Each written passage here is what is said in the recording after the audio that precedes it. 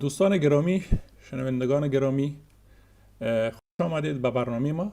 در روز دوم برنامه ما بسیار خوش هستم که برنامه را میبینین و تشکر از اشتراک شما. ما کوتاه به فارسی گپ میزنم و بعد به آلمانی و میخوایم تنها برنامه را پروگرام امروز که ما در پیش داریم تشریح کنم. ما 3 قسمت امروز داریم در برنامه. در قسمت اول یک بحث داریم سر رسانه‌های اجتماعی و تاثیر از او سر جامعه در جامعه افغانستان که او 1 ساعت دوام میکنه، از 11 یعنی آل تا 12 بجه وقت آلمان و از 12 تا 1 و نیم بجه و وقت آلمان ما داریم یک تفریح و بعد از او 2 سشن دیگه داریم که یکیش عنوان سشن از هنر در افغانستان و بعد از او هم میتونه آدم بگه یک ورکشاپ باره کسایی که میخواین و علاقه دارن در اینجا تحصیل یا کارهای دیگه در قسمت کارهای علمی کارهای خود ادامه بدن. پلان است که 4 بجه برنامه را ما ختم کنیم. بسیار خوش هستم که با ما هستین و امید است که برنامه و موضوعاتی که هست از شما لذت ببرین. Alle Balmoni, ich freue mich sehr, dass Sie am zweiten Tag unserer Veranstaltung dabei sind. Die Veranstaltung hat den Titel Innensichten aus Afghanistan, heute und morgen im Spiegel der Vergangenheit. Und wir sind am zweiten Tag. Ich möchte mal kurz den Ablauf heute hier erläutern. Und der Tag hat heute 3 Sessions.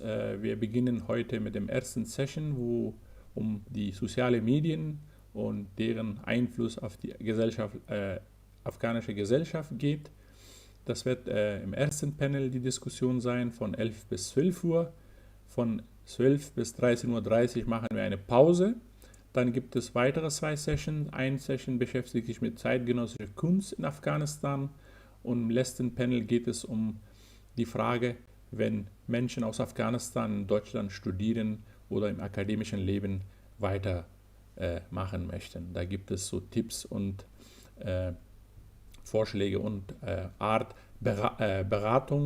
Das kann man auch sagen, dass es Art Workshop ist, die letzte Session.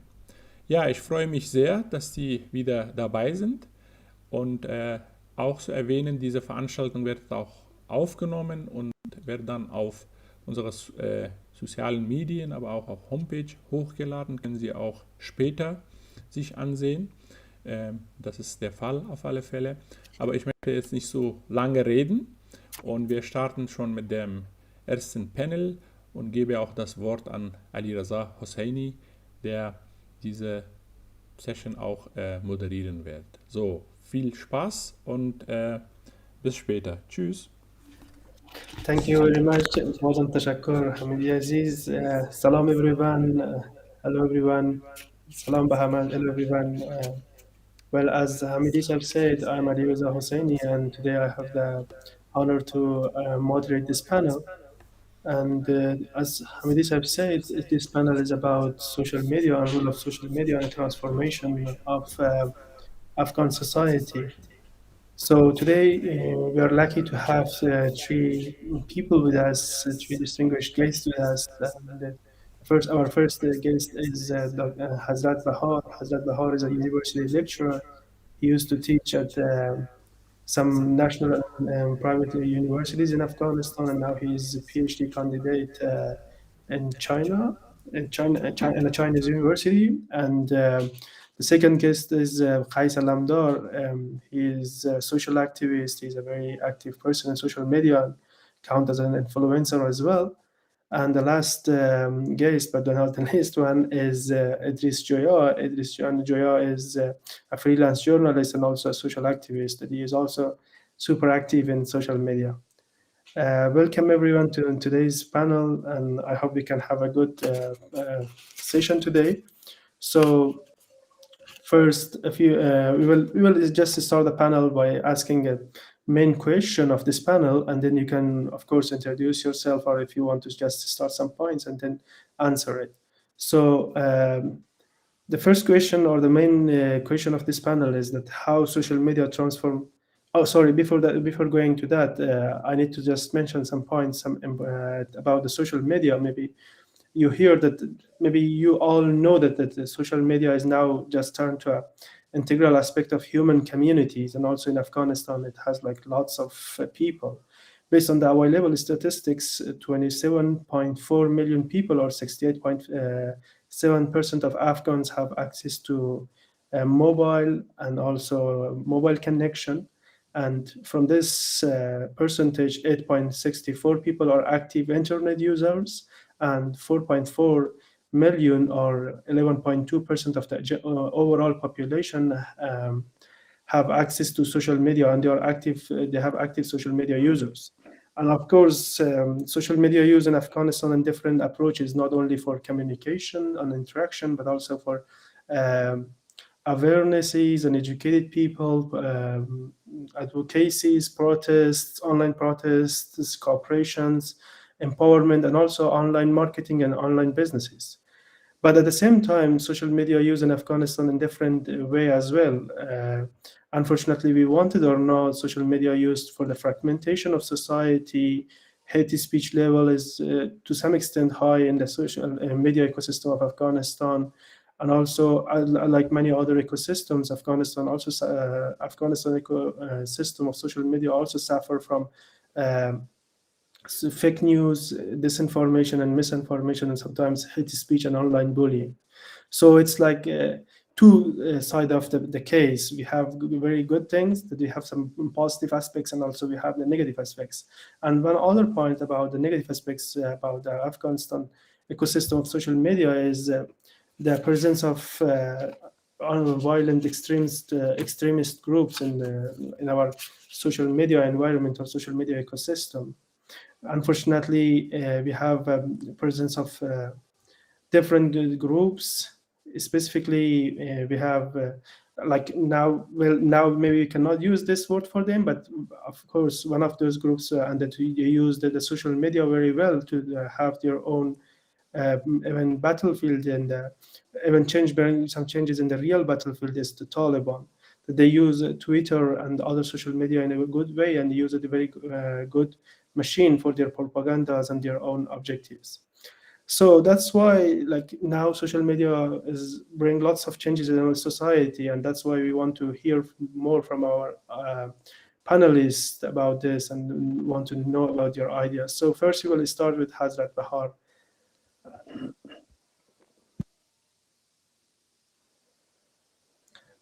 Bahar Saib, you can talk now. Yes. Yeah, thank you very much. Yeah, as you mentioned, first of all, it's a pleasure timing and honor for me for talking on this platform brought by Leipzig Universities and its cooperating outlets. I'm really happy, and I feel honored for having these opportunities, and thank you very much for bringing this opportunity for us to talk about the very vital issue these days, that is social media in its role in transformation of the Afghan community and Afghan societies.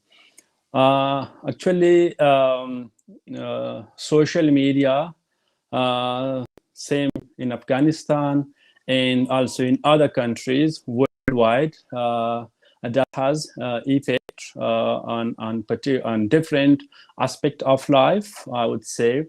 In Afghanistan, before the regime change, I conducted a research while I was developing my thesis dissertation, and my thesis dissertation topic was also role of media, that was particularly its impact on the public policy development of the government and the decision made by the government, particularly decision relevant to public policy and relevant to the public life of the ordinary people. During that my research, what the finding says is social media does have impacts, particularly more on decision than public policy. One point I want to mention, it was the research was conducted in 2019. So when I'm talking about the finding, it replicate or it represent the previous government, not the current one, the new regime. So the finding says lots of people, the blogger, social media user, or overall we could say the netizens, their perception about what they are doing was more impressive. They thought that what they are writing, what they are advocating for on social media, public policy, but more decision-making system of the previous government.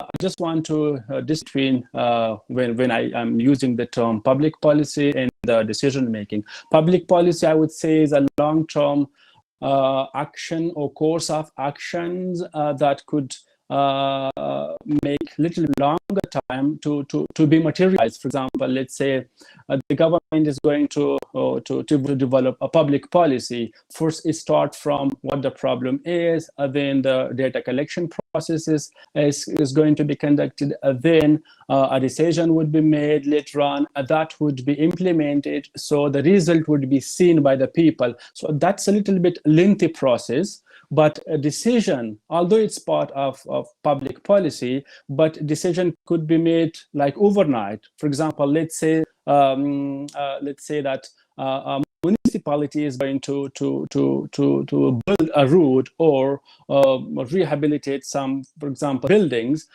If the people's reaction is against that action, the government, the peoples could protest, and they are raising their action and they're raising their concern. So the government could change their decision within a night or within a day. So that decisions are more like an immediate action compared to the public policy. So what my finding says, the social media does impact decision more compared to the public policy development. But that is just one part of the impact of social media.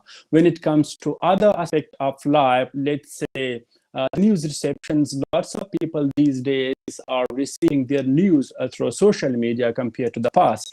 Although the main channel of media reception in Afghanistan is, let's say, television, radio, and friends and family, but social media these days infiltrating into those channels, and that is leading and increasing day by day. So apart from that policy and decision, news reception is also more important. And apart from news reception, there is also a broader term we could use, is information reception. As Hussaini Saab said, that Taliban used to use social media more wisely in the past. I did another research project or an article that was published later on. I was comparing what the government is, how the government is using, particularly Twitter, and how the Taliban are using that platform. And the result says that Taliban are far better and far more wisely using Twitter in terms of disseminating of information, propagations of their ideology, their notions, and overall their causes. So that was also, social media is also turning to be a main channel for reception of information. And then another point, I did another research about how social media in Afghanistan is impacting social tables or the cultural aspect of Afghanistan. It was a small project that was really particularly targeting women and how they are using social media. And the finding says that social media does impact, but the impacts were not that greater in context or in degree. The finding, to conclude that finding says social media does impact women attitude than behavior. For example, their mindset, how they think, were somehow impacted by the usage of social media compared to how they behave. For example, what they wear, what they do, and how they do it in public space. So their mentality was somehow more impacted compared to their behavior. So that was another aspect, a cultural aspect of social media. And these and social media have been also used very wisely when it comes to collective actions in Afghanistan. That could be organizing protests, organizing other causes that people were advocating for, and also particularly in election time, when we used to have election in the previous government, lots of those people who were running for, let's say, parliamentary, presidency, and provincial council, and they were highly using social media. They were targeting their particular audiences. They were paying social Facebook for carding those particular people. So that's like a more micro profiling, but in a positive context. Micro profiling could be used in a more negative, for example, profiling someone's. But I would better use micro targeting people. For example, a person from, let's say, from host who is going to be running, or who was going to running, let's say, for provincial council. He could easily target his audience or audiences in that particular region and particular age and particular education of the peoples. So that was also very, I would say, impressive, and that was highly used in Afghanistan. And another to conclude the overall impact of social media in Afghanistan, I would say social media platform, the very platform is, I think, is turning into what is called public sphere of in Afghanistan. And I would say a public sphere, not the offline, but more the virtual public sphere, where people could say, could raise their concern, could speak about what they think and how they think, and they could express their thought about what the government is doing, what the politicians are doing, and is heading to. So to conclude the word, I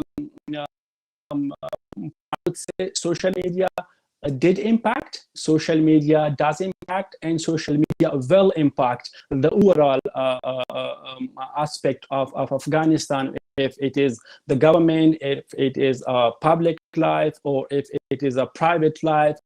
As it was meant before, that social media is also used for commercial or for advertising, for business, for organizing protest, and it is also used, although the term social media is very broad, where if we make it a little bit narrow down, the messaging apps are also highly used, even in the previous government. In my understanding, it's also used by the Taliban. And beside these two entities, social media was also highly used by the journalists, who used to have their group on WhatsApp, on Facebook groups, messenger groups, where they could coordinate events, where they could where they could share information with each other, where they could organize if there was something, let's say, a protest or concern that was important for the people. So overall, yeah, have been transferring the community, but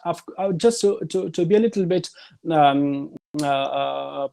cautious about the impacts, not to exaggerate the impacts. Still, it's still lower than the impacts of mainstream media, like television, radio, of, let's say, newspaper, although it's very limited in Afghanistan. But social media has been increasingly impacting overall Afghan community, the government, and also civil societies, the education sector. So all aspects are or have been impacted. The impacts could be used both positively and negatively, as it was mentioned, the disinformation and or misinformation or propaganda. Lots of people in Afghanistan are not educated enough. They could not distinguish between what is news and what is fake news and what is disinformation and what is the pure or real accurate informations.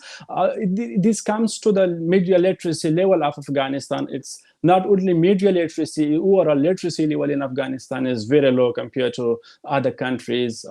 As from my understanding, its overall Afghan population is like 42 people, or percent people of the people of Afghanistan could hardly write and read. So that is the overall literacy rate if we compare to the media literacy, although no survey has been conducted, but my impression is that is very low. So this also, the social media is somehow vulnerable to disinformation or brainwashing or indoctrinating of the peoples. That is also a very sensitive part in Afghanistan that could be easily manipulated by anyone, including the extremist organizations who are promoting or who are propagating their ideology.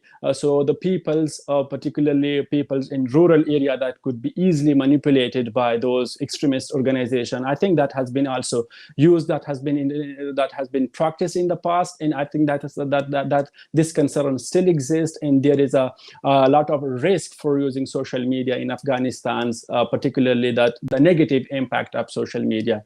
So I think, yeah, the social media impact cannot be underestimated. Meanwhile, it should not be exaggerated too. Thank you very much for the great insight, Bahar Saib. It was really good, and well, it was the purpose of the panel from the very first stage that we wanted to have both the academic perspective and also the practitioner's perspective together, and to just discuss this issue and from two different perspectives. And of course, I think Bahar Saib have a very good insight about the topic, and he just shared a very important and points about the social media, and and his findings are really valuable for the community and for the research, the future of the research about this in this area.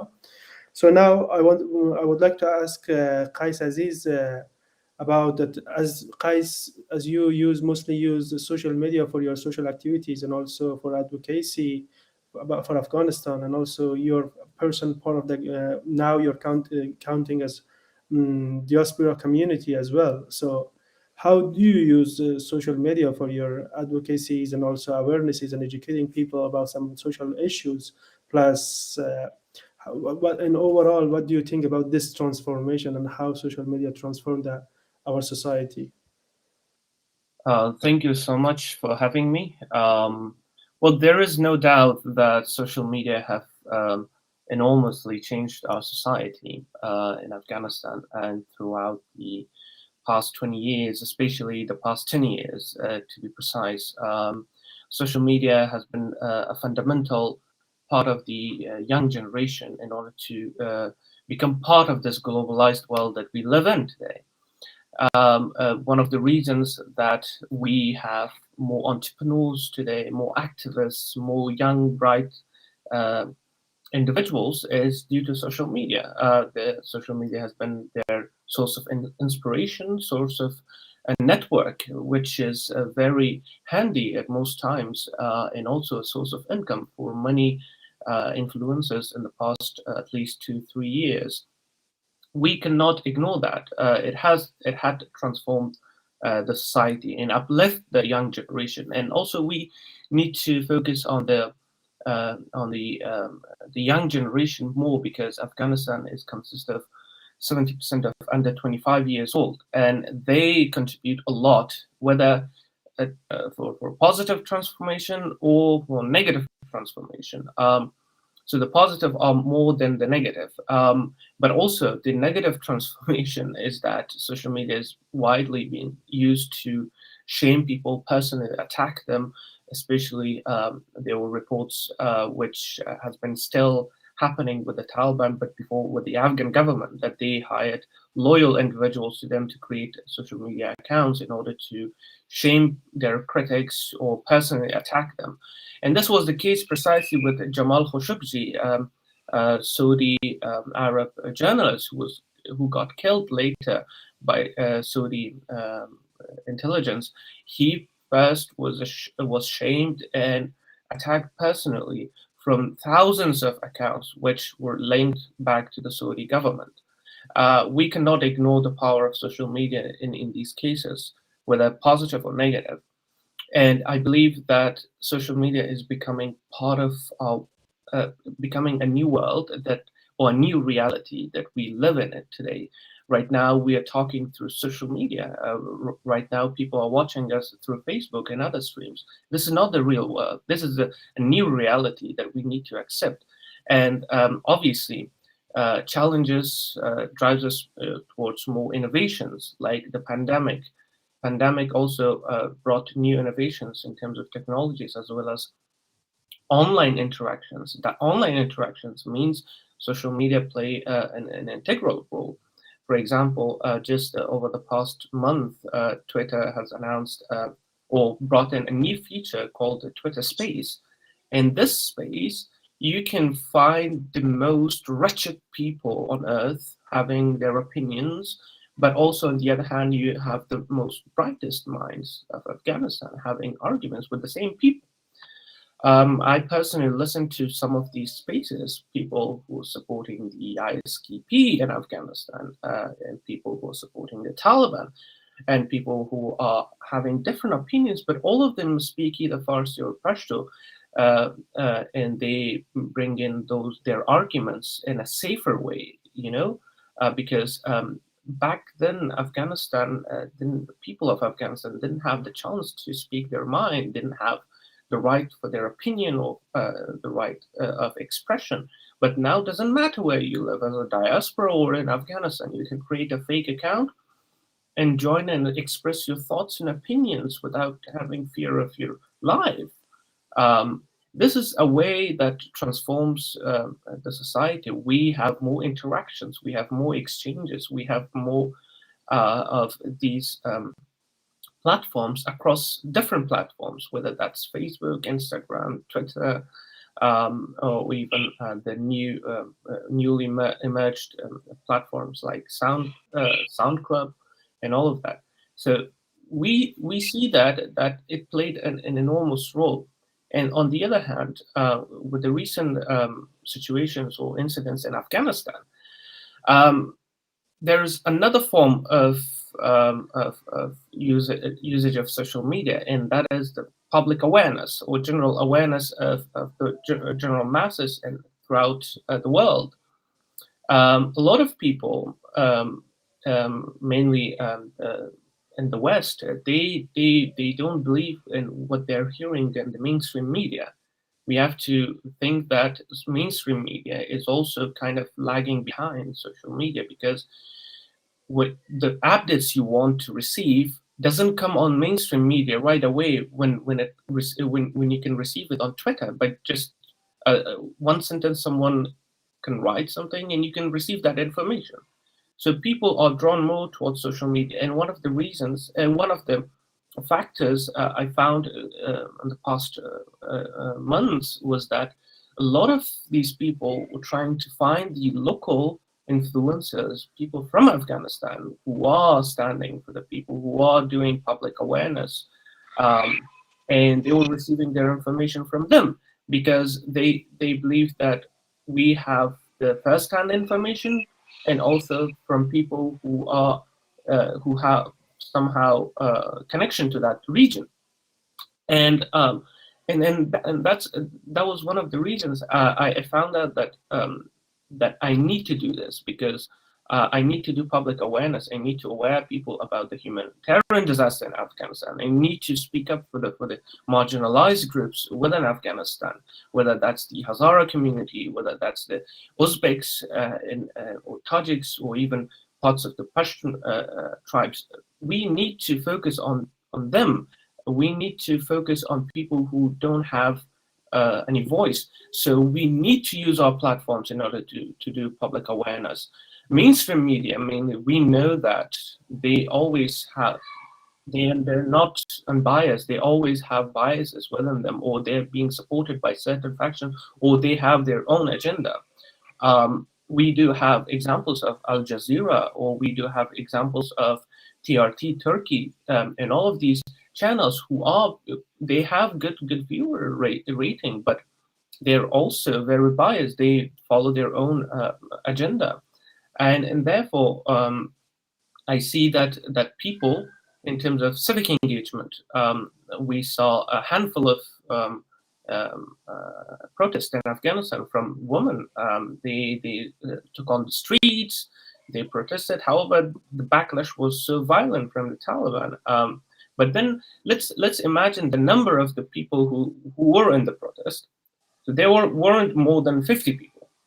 And let's imagine how many people got to know about that protest. More than 50 million. So that was made possible through social media. I personally, when I was receiving these videos or pictures, I would obviously translate them or give them subtitles, and share them in my social media. Not just me, but also other Afghan influencers and people who are active, who are doing activism through social media these days. And a lot of people have watched and knew about them, and also shared the content and know more about women of Afghanistan and their fight against the discrimination that they have within the country. And then when the Taliban started pressing on these protests and beating them, beating the journalists, beating the protesters, a new form of protest, a new form of civic engagement was formed, and that was indoor protests. People now, they do most of their protests inside a house or somewhere that is not accessible by the Taliban. And we know about them through social media. They write their slogans, they have their statements, and they take some pictures and videos and post them on social media. And this is what we stand for. And that is on the news, on the mainstream media, that is also on social media. And we all know that why it is happening, because Taliban are not allowing them to do protests anymore. They're beating them and torturing them. So we cannot ignore the fact that social media has helped the marginalized groups, especially because if powers or authorities take your personal freedom, take your all platforms, with the only thing that is left to you is social media, and through social media you can at least express what's happening in your country. And the other factor that we should clearly or should directly think about that is that why Taliban are very scared of media today, and they're trying to show that they have changed, and that is only made possible through technology and social media, right? In the 90s, they banned television, they banned cameras and all of these newly visual platforms, and not everyone had access. There wasn't any internet back then, so not every person was a citizen journalist, right? And today, the moment something happens, someone can secretly film and share it to social media. And in the past 7 years, as a lot of startups, young entrepreneurs, started their businesses in Afghanistan through social media. One of the examples was that I know of a Click.af, one of that they started selling like shoes online. They were receiving messages from their customers in Kabul on their Facebook messages, and they would get their address, they would send they would deliver the product and get the income through cash. So, and then slowly they became changed from a young startup to an enterprise. And we have a lot of these examples that how it helped the young generation to be more creative, more innovative, but yet to be more vulnerable. Vulnerability is also is a big part of it, and that needs maturity, social or societal maturity, which we still lag behind. Thank you.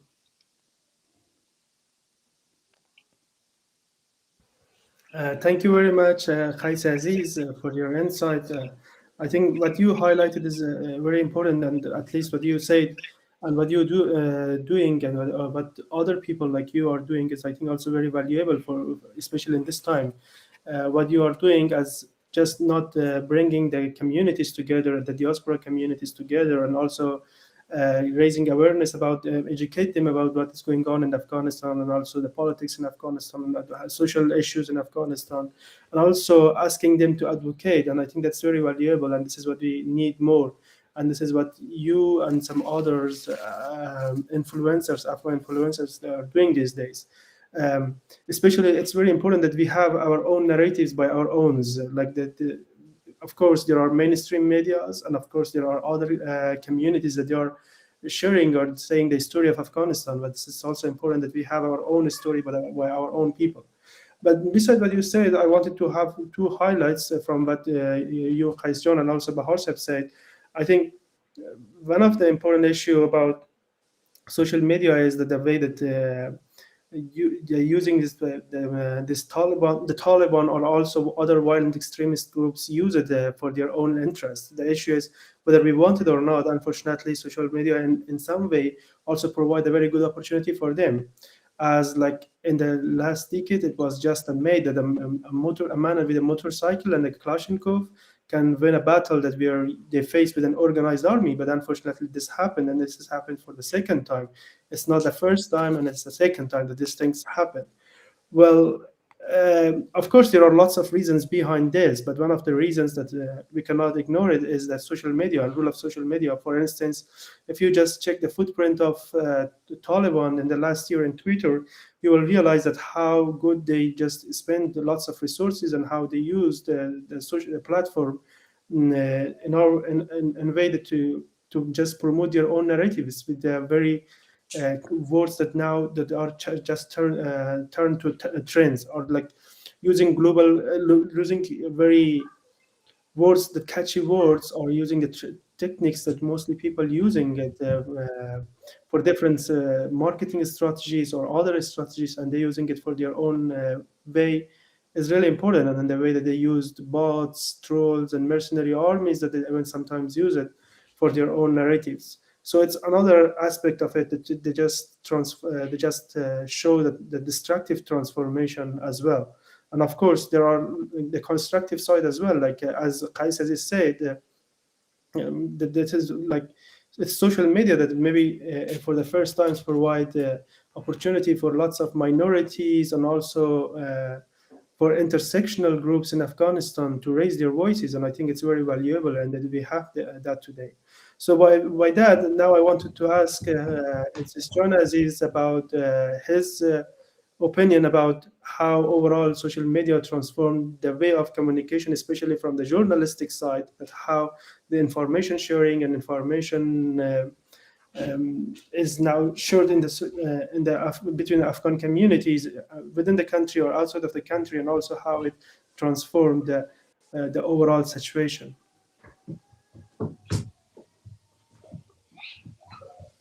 Hello, everybody, and thank you to having me. And greeting to Mr. Hosseini and all the respected panelists. I appreciate it, and thanks Afghanistan Forum in Germany, which has been able to have such programs with the initiative it has taken, and it at least to bring communities living outside Afghanistan closer together. I have to say my German language and Dari language are better than my English, but I excused me before. The important point that I want to open and address in this panel is that the role of social media has taken on a special form, not only in Afghanistan, but all over the world that some of you has mentioned. Before I give my speech today's topic, let me go back to 10 years ago. Do you remember at the beginning of 2011, do you know what happened? It began in response to corruption and economic stagnation and was influenced by the Tunisian revolution from Tunisia. The protest then spread to 5 other countries like Libya, Egypt, Yemen, Syria, and Bahrain, where either the ruler was deposed like Gaddafi from Libya, Hosni Mubarak from Egypt, and Ali Abdul Saleh. After the Arabic Spring, I first got to know Facebook and Twitter, because in the news overall spoke about the social media like Facebook, Twitter, and that's how I started to be active on social media at 2011 with a fake account, and I started my official account in 2012. Before that, I was just a blogger, and I wrote articles and in my weblogs and published my opinion, what I thought. I wrote it in my weblogs like Blogfa, WordPress, and etc. In this time, I realized that the Third World War has already begun. And I published an article about that in 2012. The type of this war and struggles is very different. In my opinion, we are fighting without cannons and guns, but with our power in the social media. In this Third World War, we, as journalists, as media activists, as civil activists, actors, and another people who has an opinion in the society, are considered as a soldiers of this fight. Politicians used to have a special influence on the media. But today it is sometimes the media that can elect politicians or isolate them. Such a clear example is the ex-president of the United States of America, where he was completely expelled from social media after his tenure. I think our world changed to different world. And it really raises the questions of how successful we as officers of this war can be, and how much we can convey the message that is being put on our shoulders. One of the most important tasks of a journalist is to reflect the opinion of the people and to transfer this opinion to the rulers. With the birth of the internet, we journalists have gained a powerful tool. The internet is currently in the next of evolution. Web 3.0 is a concept for a version of the internet that is decentralized and based on peer-to-peer technologies such as public blockchains. With the possibilities of the Web 3, we can not only transfer people's opinions, but also define a new form of democratic participation in social processes. These opportunities created transparency, trust, and the possibility to create and tokenize new social value that allow us to define a new rule of for citizens in the politicians' process. The rule of government is also undergoing an evolution. I personally understand this process under the term from government to governance. What started as the Arab Spring with a lot of tensions between civil society and government can be completed in a peaceful new social structure. Governments will also understand and accept the new rule of the civil society and media and social media. The aim is to create transparency and trust, and to involve all actors, including the civil society, social media activists, and business and government, in the political and social process together. Thank you for having me. And if you have questions, I don't know, can I say something about what another panelist says in this turn, or maybe in the next turn? Maybe in the next term. Okay. Yeah, thank you very much. Again, it is John for the insight that for the inputs that you have for this discussion. Of course, it's very valuable. And I think what you said about the cyber war, I think it's very close to what, maybe in some way it's close to what T. Brookings and Emerson have it in their books by the name of Like Wars, the weaponization of social media. Because on that book, what they are trying to say is like social media in another way just impact the battlefields as well. Like now social media turns to a battlefield, a new battlefield, and also at the same time, whether we want it or not, social media, the things that are happening in social media will bring some changes in the conflict in the real lives. And what he said as an example is that the ISIS presence in Iraq and in Erbil, that how this a group of people with using a marketing strategy, which is what Taylor Swift uses, can just change the overall equation of the conflict in Iraq. So it's one part of it, and it's also what you said about creator economy, or also overall about the businesses. I think it's also a very important point for the Afghan society as well.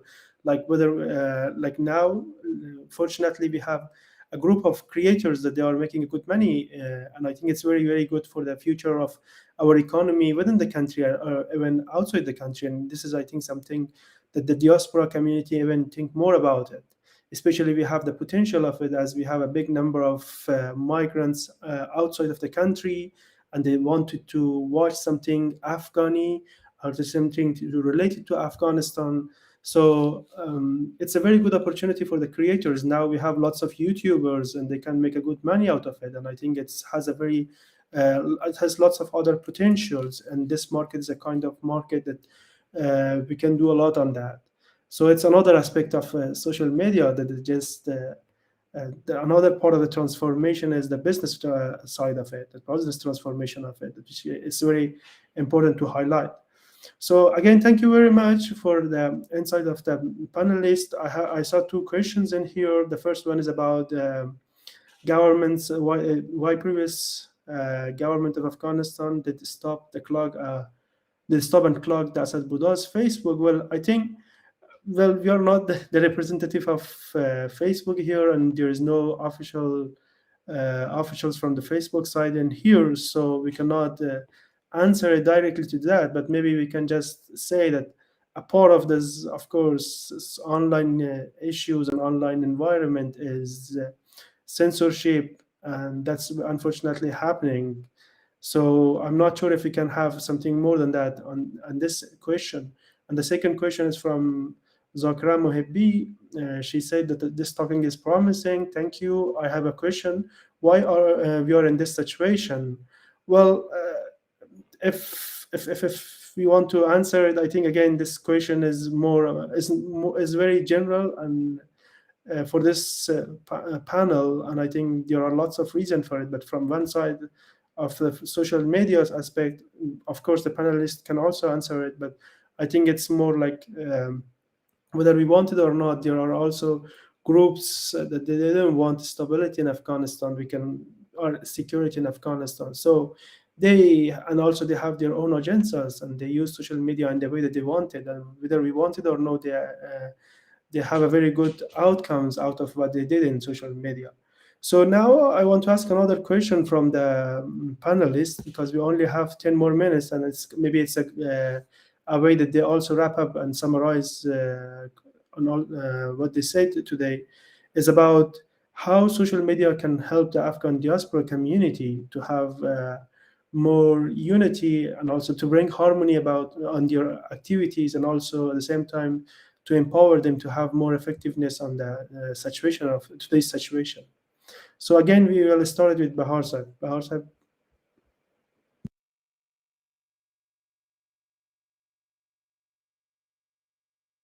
Sorry, Bahar Sahib, we cannot hear you. I think your mic is mute. Yeah, it was mute. Sorry. Thank you very much. Yeah, that's a good questions, like how we could utilize what we have for the time being, particularly the diaspora.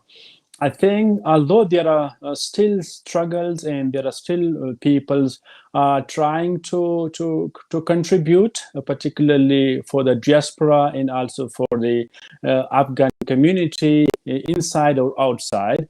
But to my understanding, or what I think, the good thing would be to be highly connected, and that connection could be built upon a different social platform where they could try to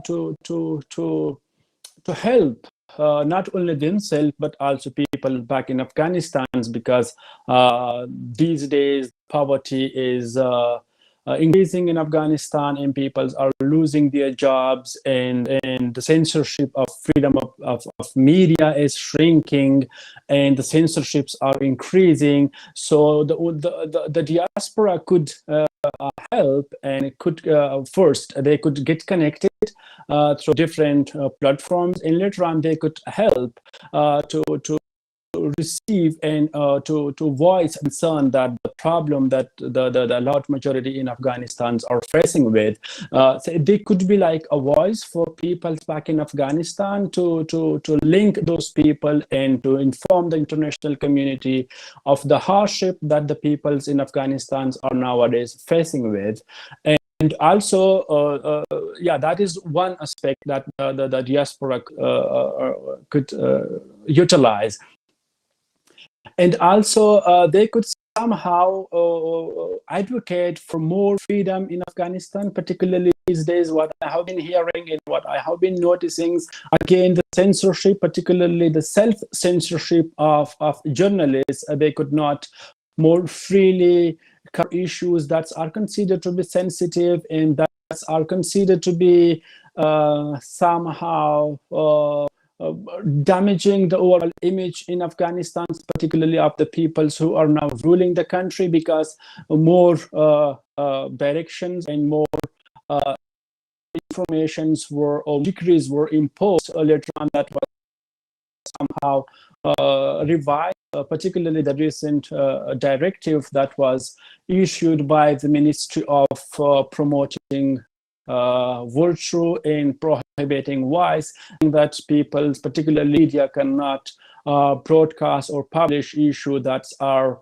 sensitive or that are damaging public figure and that are insulting the religions. Of course, I think this may be used as a pretext to further censor and to further shrink the freedom of media generally, and the freedom on social media particularly. So the diaspora, Afghan diaspora, they could raise this concern and they could deliver the message to the international community, where the international community could somehow try to put pressure on the ruling body in Afghanistan, that to give more space for social media and to give more space for people, so that they could speak the problem that they are facing with in the hardship that they are suffering from. But just one point to conclude my words.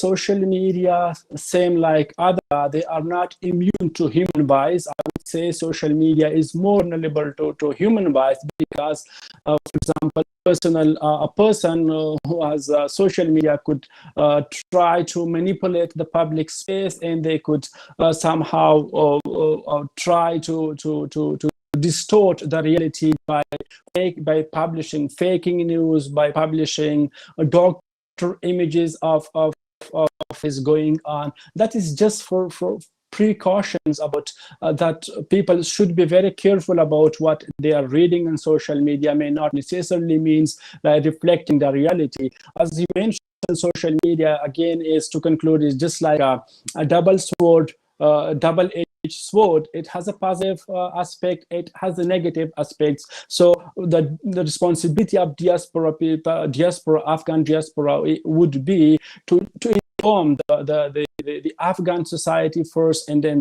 the international community that, yeah, these are the dark side of social media, that thing that could be publishing not be always the reality.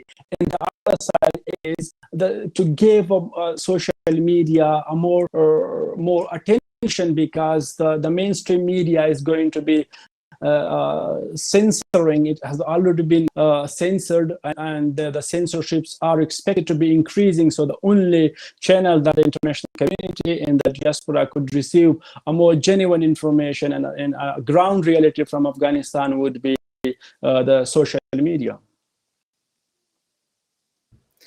Thank you very much, Bahar Saib. Now, Qais Aziz, please. We want to hear from you. Thank you so much. I have to thank wholeheartedly from the Afghan diaspora in general, whether in Europe or in the America, for their rapid and very conclusive reaction to in response to what happened in Afghanistan over the past few months, and especially in a way that they all have gathered despite their political differences. Their response was directly towards the humanitarian crisis, which is really remarkable, and I really thank them for that. But as a united diaspora, we have a very long way to go because of all the differences we have brought in with us from Afghanistan to Europe or to America. So, but the common ground as something that will make us come together could be and should be the people of Afghanistan. The people of Afghanistan are the most vulnerable in the world. They all need us, and if we stop talking about them, and if we do not stand up for them, they have no one. They are being used, and they are paying the high price in every political change in Afghanistan. They have paid the price for geopolitical politics. They have paid price for ethnic tensions. They are paying price for everyday economic or political disaster in Afghanistan. So the common ground or the core factor for the diaspora should be the people of Afghanistan, despite the ethnic differences. Thanks, Qais Aziz. Idris John, please, now you can talk. I think it doesn't matter that the Afghan people are living in outside Afghanistan or inside of Afghanistan. The social media cannot help them alone because the people are using the social media and publishing his things and his mentally. If you are in Afghanistan and to start the hate speech in Afghanistan, and automatically you are publishing these things on these words in your Facebook, in your Twitters, in your Instagram. But the good things in the social media is that the social media can filter your think. What do you think about your neighbor, about your another people in Afghanistan or out of Afghanistan? As a hate speech, you can be filter in social media, and the result is, or as a conclusion, that the social media needs its own and special culture, and this culture can be started from the diaspora of Afghanistan and could transfer to Afghanistan. And we have to know that the Afghan people who are living in Afghanistan, they don't have not enough to use the internet, use the social media, because the social media need the internet, and the internet need a smartphone, and the smartphone need money. How many percent of Afghan people can buy a cellular phone or a smartphone to use the to be in social media?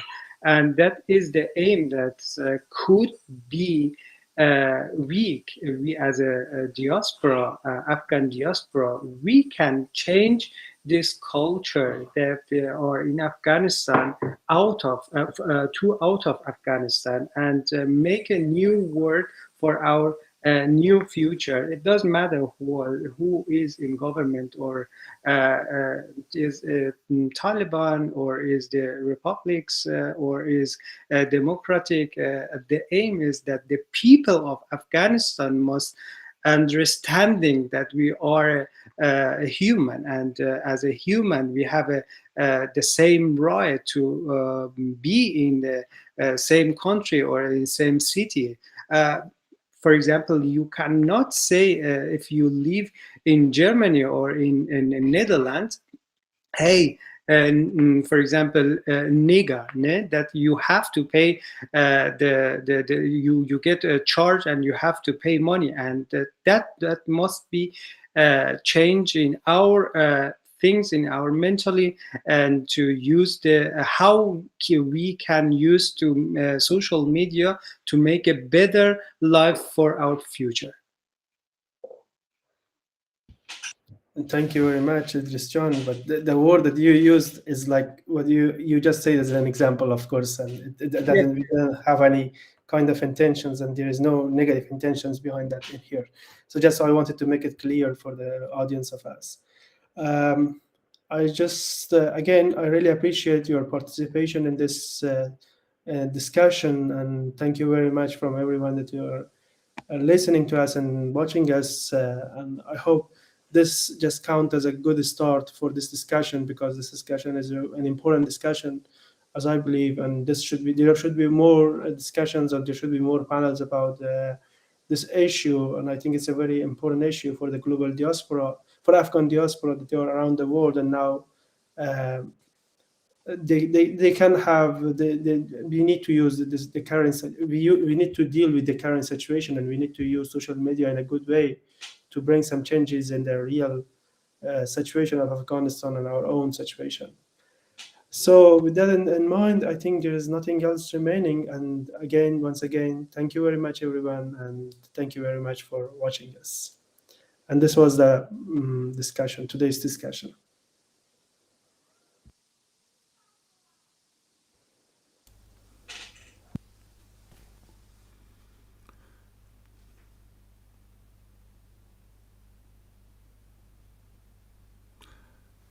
خب دوستان گرامی، شنوندگان گرامی، بسیار زیاد تشکر که تا اینجا با ما بودین، و بسیار تشکر میگم از قیس گرامی، ادریس گرامی و حضرت گرامی، و بسیار تشکر از عریضزا که این پنل داوری کردن. یک موضوع بسیار جالب و مهم بود که ما بسیار چیزای بر گفتن درباره این موضوع، یعنی رسانه ها و رسانه های اجتماعی جمعی و چیزی که در افغانستان ما دیدیم. ما فکر میکنم خصوصا کارهای تحقیقاتی به کار است که ما یک شروعش بود همین برنامه که در سالهای آینده بسیار کارا رو ما پیشم داریم و پلانم کردیم که حتما خواهد شنیدین. Ja, meine Damen und Herren, ich danke Ihnen, dass Sie bei uns waren, dass jetzt diese Diskussion gehört haben. Afghanistan und die Geschehnisse in den letzten Jahren, vor allem in den letzten Monaten, haben viel mit Medien auch in diesem Land zu tun, soziale Medien oder Massenmedien. Das ist ein sehr, sehr wichtiges Thema für die Kommunikationswissenschaft auch, aus zwei Gründen. Zum einen, was dort geschehen und aufgebaut ist, war ein Ergebnis der internationalen Engagement, also Medienentwicklungszusammenarbeit.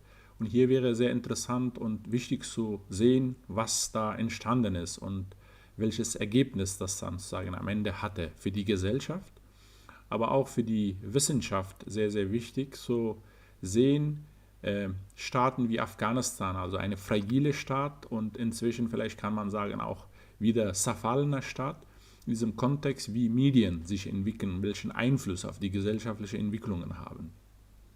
Das sind so ganz zentrale Themen. Dafür haben wir heute so einen Anstoß gegeben, wie ich auch gestern gesagt habe, das ist ein Raum, wo wir jetzt gestaltet haben und soll diese Diskussionen auch weitergeführt werden. Wir planen auch, ich hoffe, Sie werden dann uns auch weiter verfolgen, Massenmedien, in sozialen Medien meine ich. Und wie gesagt, unsere Homepage entsteht auch gerade. Wir werden dann auch sehen, wir planen auch einige Forschungsprojekte, also einiges geschieht nächstes Jahr in Leipzig dazu. Ja, vielen Dank. Wir sind soweit. Wir machen eine Pause bis 13:30 Uhr deutscher Zeit und dann geht mit einem spannenden Panel weiter. Also bis dahin kommen Sie wieder und bis jetzt vielen Dank.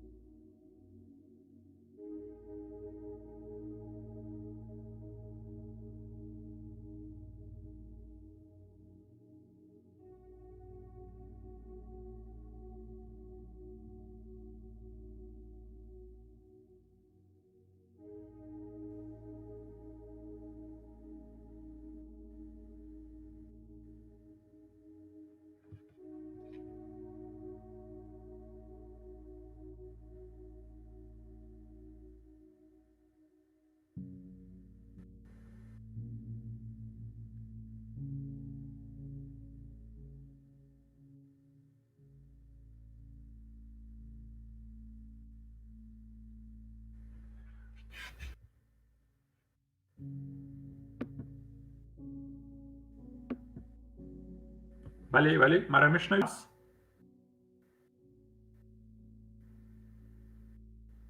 بله صدای من هست. Willkommen. چطور است؟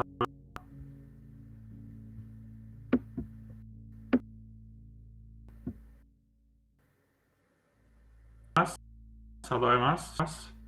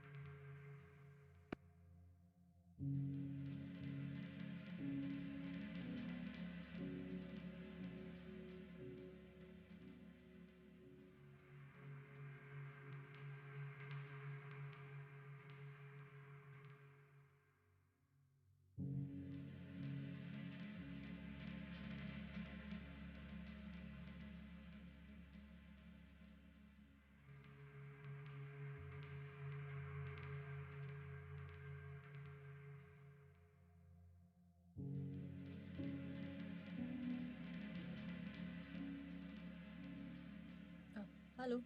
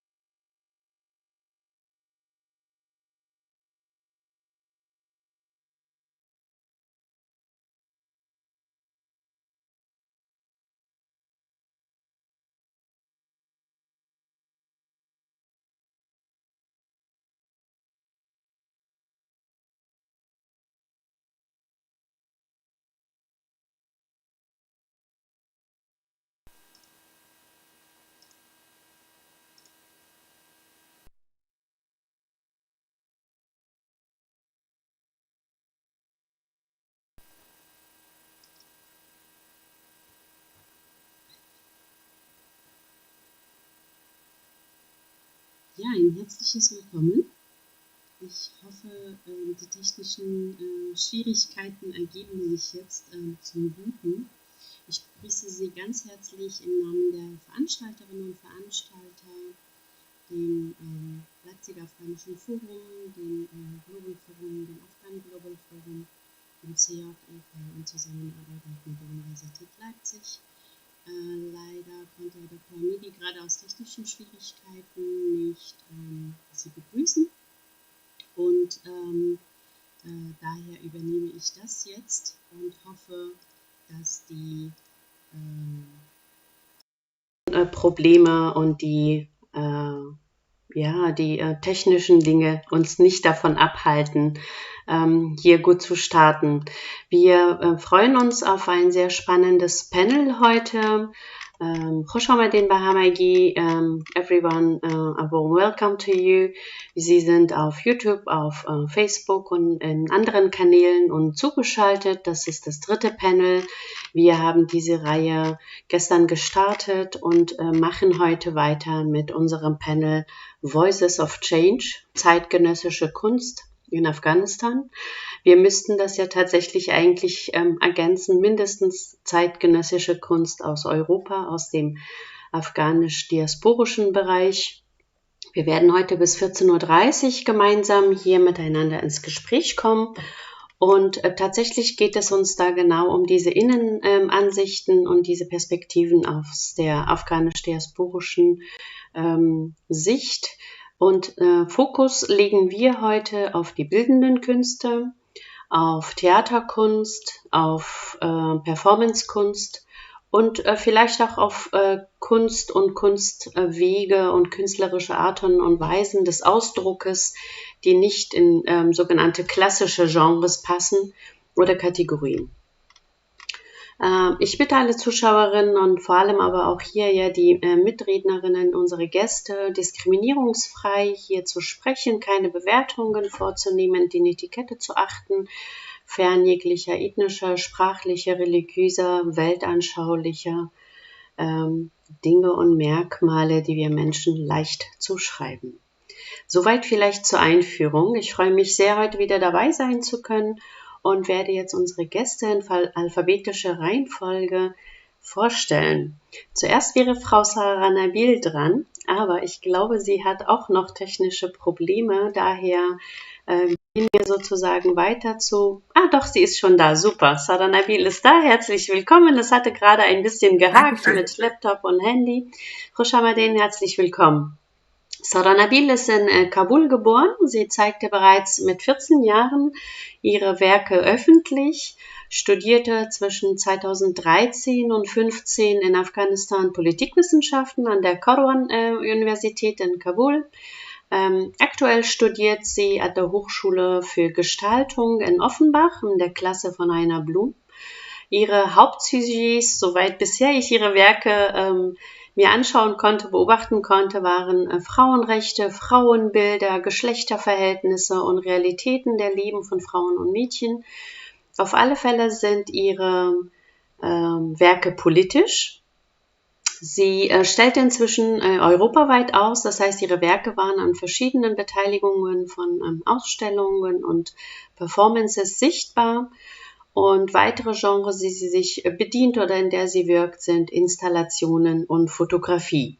Und ich hoffe, dass ich einigermaßen Einblick geben konnte. Herzlich willkommen, Frau Nabil, und sehr gerne bitte auch selber kurz hier ergänzen, wo Sie sagen, zum Biografischen gehört mindestens nochmal das. Ja. Hallo und guten Tag. Ich bedanke mich, dass ich heute so hier dabei sein dürfte. Ja, vielen Dank für die Vorstellung. Ich wollte noch dazu sagen, ich bin jetzt seit 7 Jahren hier in Deutschland und ich habe so glücklicher geschafft, nach einem Jahr hier in der Uni aufgenommen zu werden. Und seitdem habe ich auch so, seitdem ich in Deutschland bin, ich habe so meine Aktivitäten glücklicherweise konnte so weitermachen in so 2 Bereichen, in Kunst und auch so aktivistischer Bereich, so weil ich bin so Künstlerin und auch so Aktivistin und meistens so Menschenrecht und so Frauenrecht und das habe ich gemacht. Aber die Aktivismus spricht für mich am ersten Stelle und das findet man schon in meinem Kunstwerk und auch in meinen Social Activities. Ja, danke. Weiter mit Frau Laila Sahraoui. Laila Sahraoui ist deutsche Afghanin in der Eigenbezeichnung. Sie ist seit 1984 hier in Deutschland. Sie studierte Malerei, Zeichnung, Grafik auf der Academy of Arts and Design in Enschede in den Niederlanden. Sie war Meisterschülerin von Thomas Engelkamp an der Alaunus Hochschule für Kunst und Gesellschaft in Bonn. Sie arbeitet als autonome und wirkt als autonome Künstlerin im Süden Deutschlands, kuratiert Projekte, führt diese durch, organisiert sie. Oft sind marginalisierte Gruppen ihre Zielgruppen oder die Gruppen, die sie begleitet, um den Ausdruck in Kunst zu finden. Soweit vielleicht von mir. Ich weiß es nicht, Laila, ob das zu verkürzt war. Ich gebe dir sehr gerne die Möglichkeit, gerne nochmal Hallo zu sagen. Erstmal zur Begrüßung. Wir freuen uns sehr, dass du da bist und zu ergänzen. Bitte schön. So, jetzt hört ihr mich, hoffe ich. Ja. Ja, vielen Dank erstmal für die Einladung, dass ich da mitmachen kann bei euch für das tolle Projekt. Und du hast eigentlich schon alles sehr gut zusammengefasst, alles in Kürze. Genau, ich habe halt Malerei, Zeichnung, Grafik studiert und mache nebenbei soziale Projekte, also Kunstprojekte, hin und wieder mit sozial benachteiligten Kindern, Jugendlichen oder auch mit Flüchtlingen, Erwachsenen, also auch teilweise generationsübergreifend. Und versuche über die Kunst quasi die Gesellschaft mitzugestalten, in der ich lebe, und die Gesellschaft, die eigentlich in einem ständigen Wandel ist, durch Migration, Wanderung und so weiter, dass man da einfach künstlerisch mitgeht und das mitgestaltet für die Allgemeinheit quasi. Ja, soweit erstmal. Auf die einzelnen Bereiche rein. Ich begrüße sehr gerne auch unseren dritten Gast hier im Panel, Roman Wassar. Ich sehe sein Bild noch nicht. Ist er schon da und kannst du uns hören, beziehungsweise kannst du sprechen? Hello everyone. Okay. It's really great to see you all and be a part in this discussion. My name is Homan Wesa. I'm from Afghanistan. I have been born in 1985. It's going to German. I've been studying acting in the University of Kabul. I've been graduated in 2009 and there. And since 2006, I've been a member of Azar Theater and Parwas Puppet Theater. I have been worked a lot in different kind of theaters in Afghanistan and festivals, and as well I have been working from 2012 until August of 2017 as a local advisor for culture with the GIZ, Civil Peace Service in Afghanistan. And just recently I've been finished my diploma in Hochschule für Schauspielkunst Ernst Busch in the directing department.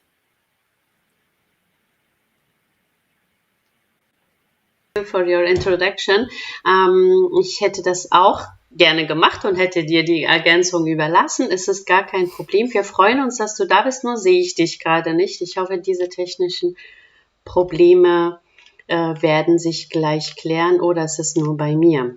Auf alle Fälle freuen wir uns, so eine tolle Runde und so eine geballte Expertise an Erfahrung, Kunst, Ausbildung hier zu haben, vor allem auch mit dem Blick dessen, was in Afghanistan passiert und wie das hier sozusagen in Europa und der Diaspora weiter gewirkt werden kann, weiter geschaffen werden kann. Genau, ich glaube, ich habe auch alle begrüßt. Insofern auf allen Kanälen, auf die Sie uns zugeschaltet sind. Wir wünschen nochmal ein herzliches Willkommen für die, die vielleicht neu dazugekommen sind und eine spannende, erkenntnisreiche Zeit mit unseren Gästen. Frau Nabil, Frau Sahrawi und Herr Wessar. Ich würde mit der ersten Runde beginnen und eine Anregung zum Gespräch geben, wie es um die aktuelle Situation von Künstlerinnen und Künstlern vielleicht mit dem Blick zurück oder bis heute nach Afghanistan. Ich habe den Eindruck, dass Kunst und die künstlerischen Werke, weil man sie auch in sich trägt, unter anderem das war, was man retten konnte, was man mitnehmen konnte, was vielleicht hier auch angekommen ist. Ist das so? Habt ihr dieses Gefühl, dass das so ist?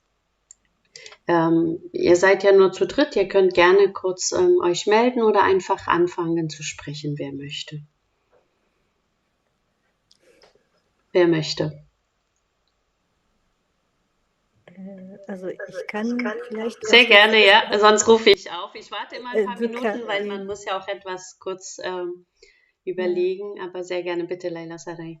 Ja, ich dachte, ich breche mal das Eis. Also es ist ja so, ich bin ja in Deutschland aufgewachsen. Ich bin in den 80er Jahren nach Deutschland gekommen als Kind und weiß im Prinzip nicht besonders viel, wie sich das so entwickelt hat. Also es hat sich vieles im Untergrund entwickelt und während der ersten Taliban-Phase haben ja auch viele die Kunst teilweise retten können, damals schon, weil es waren ja Lebewesen auf irgendwelchen Kunstwerken draufgemalt, die von manchen anderen Künstlern dann mit Wasserfarbe übermalt wurden und dann wieder später wieder weggewischt wurden, aus Angst, dass die Taliban diese Bilder zerstören.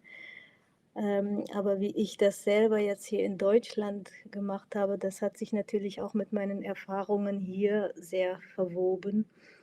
Meine Wurzeln sind afghanisch. Ich bin dort geboren und habe auch vieles mitgenommen. Und dennoch hat die Kultur, die ich hier erlebe, sehr dazu beigetragen, was ich quasi jetzt bin oder wie ich meine Kunst mache oder wie das meine Kunst beeinflusst. Ja, soweit erstmal. Vielleicht können die anderen von ihren Erfahrungen in Afghanistan erzählen, weil da kann ich leider nicht mitreden. Genau, wir kommen ja dann langsam auch zu euren eigenen Werken, aber vielleicht so als Einstieg, Sarajan, vielleicht du oder sie. Ich habe jetzt gar nicht gefragt, unhöflicherweise, Entschuldigung, ob wir uns siezen oder ob wir uns duzen. Ich hoffe, es ist okay, wenn ich hin und her oder wenn du bleibe. Ist okay, gut. Ja, ich bin 2015 nach Deutschland gekommen. So, ich habe erst auch meine Aktivität so mit Kunst angefangen, als ich 14 Jahre alt war. So, ich bin auch mit diesem Kunstszene so in Afghanistan so aufgewachsen und für mich war so ein großer Teil meines Lebens, wie ich immer auch so sage. Ich komme zu der ersten Frage, so wie ist die gradige Situation für die Künstler und Künstlerinnen? Ich muss sagen, so leider gerade seit dem Machtübernahme, die Kunstszene ist komplett in Afghanistan so tot. Wir sehen auch, ja, das kommt auch die Frage von Taliban. Die Taliban haben sich komplett oder gar nicht geändert. Die Ideologie ist gleich wie es war, so früher. Wir haben auch erlebt in 1994 bis zum 1996 bis zum 2001. Und damals auch, sie haben die ganze Kunststücke und so ganz im Kunstbereich so alles so zerstört. Die National Gallery, sie haben die alle Kunstwerke von da so gestört, die auch so von National Museum, sie haben auch die alle Kunstwerke zerstört und entweder die sind so schwarz nach anderen Ländern transportiert oder exportiert wurde und sie haben auch die große Buddha so zerstört. Und sie waren schon früher so dagegen und das ist nicht so, ja, das passt nicht zu ihrer Ideologie wie früher. Kunst war tabu damals und man sieht auch heutzutage 2021, im 15. August, als sie die Macht nochmal übernommen, sie haben das Gleiche gemacht. Das Erste, das sie gemacht haben, ist so die Graffiti-Arbeit, so Graffiti-Kunstwerke in Kabul, die haben alle so nochmal bemalt und ihre eigenen Worte so geschrieben. Und auch, wir haben auch gesehen, sie waren im National Music Institute, sie haben auch die alle Kunstinstrumente, Musikinstrumente so zerstört. Man sieht so, wie was für eine Vorstellung sie für Kunst oder so gegen Künstlerinnen so haben. Und ich bin auch direkt im Kontakt mit vielen Künstlern und Künstlerinnen aus Afghanistan. Ich habe auch von vielen bekommen, ja, muss man auch das verstehen, weil sie damals, wie sie 1994 so erlebt haben, sie sind so traumatisiert immer noch. Und als sie das gehört haben, dass die Taliban jetzt kommen, war sie wusste nicht, wie sie mussten das reagieren und was soll sie machen. Sie haben gleich ihren eigenen Kunstwerk selber zerstört oder entweder das versteckt oder gegrabt. Ich habe auch leider von vielen bekommen, dass sie gleich das zerstört haben, weil sie das Angst gehabt haben, wenn die Taliban jetzt kommen, dann kann auch sein, dass es das Gleiche passiert und das kostet ihren Lebens. Und vielleicht sie werden so bestraft werden und wir wissen so, was ist die Strafe von Taliban? Gleich sie schießen die Leute und das Tod ist die Strafe. Und sie haben das gemacht und es ist sehr, sehr traurig gerade, dass diese Kunstszene komplett gerade tot ist und passiert gar nicht und viele Leute auch evakuiert sind, so viele Künstler und Künstlerinnen aus Afghanistan, glücklicherweise. Aber von anderer Seite, ich muss auch sagen, in diesen 20 Jahren, Kunst ist immer so ein Bereich, dass es immer in Vergessenheit so geraten war, auch in letzten 20 Jahren. Das heißt, wir haben schon in ganzer Gesellschaft so Entwicklung gehabt, so in jedem Bereich, auch in Kunst, weil wenn man so die Kunstbewegungen in Afghanistan sieht, das hat sich richtig so nach Taliban-Regime und dann vorher so Mujahideen-Regime hat sich richtig so entwickelt. Aber trotzdem hat sich nicht so stark und nicht so groß entwickelt. Das musste so sein, so das muss so entwickelt sein. Aber das war trotzdem so ein großer Erfolg für uns so Künstlerinnen und Künstler für Afghanistan. Aber heutzutage, wir haben alles jetzt in einem Tag so alles so verloren. Es ist so sehr, sehr schade und so sehr traurig.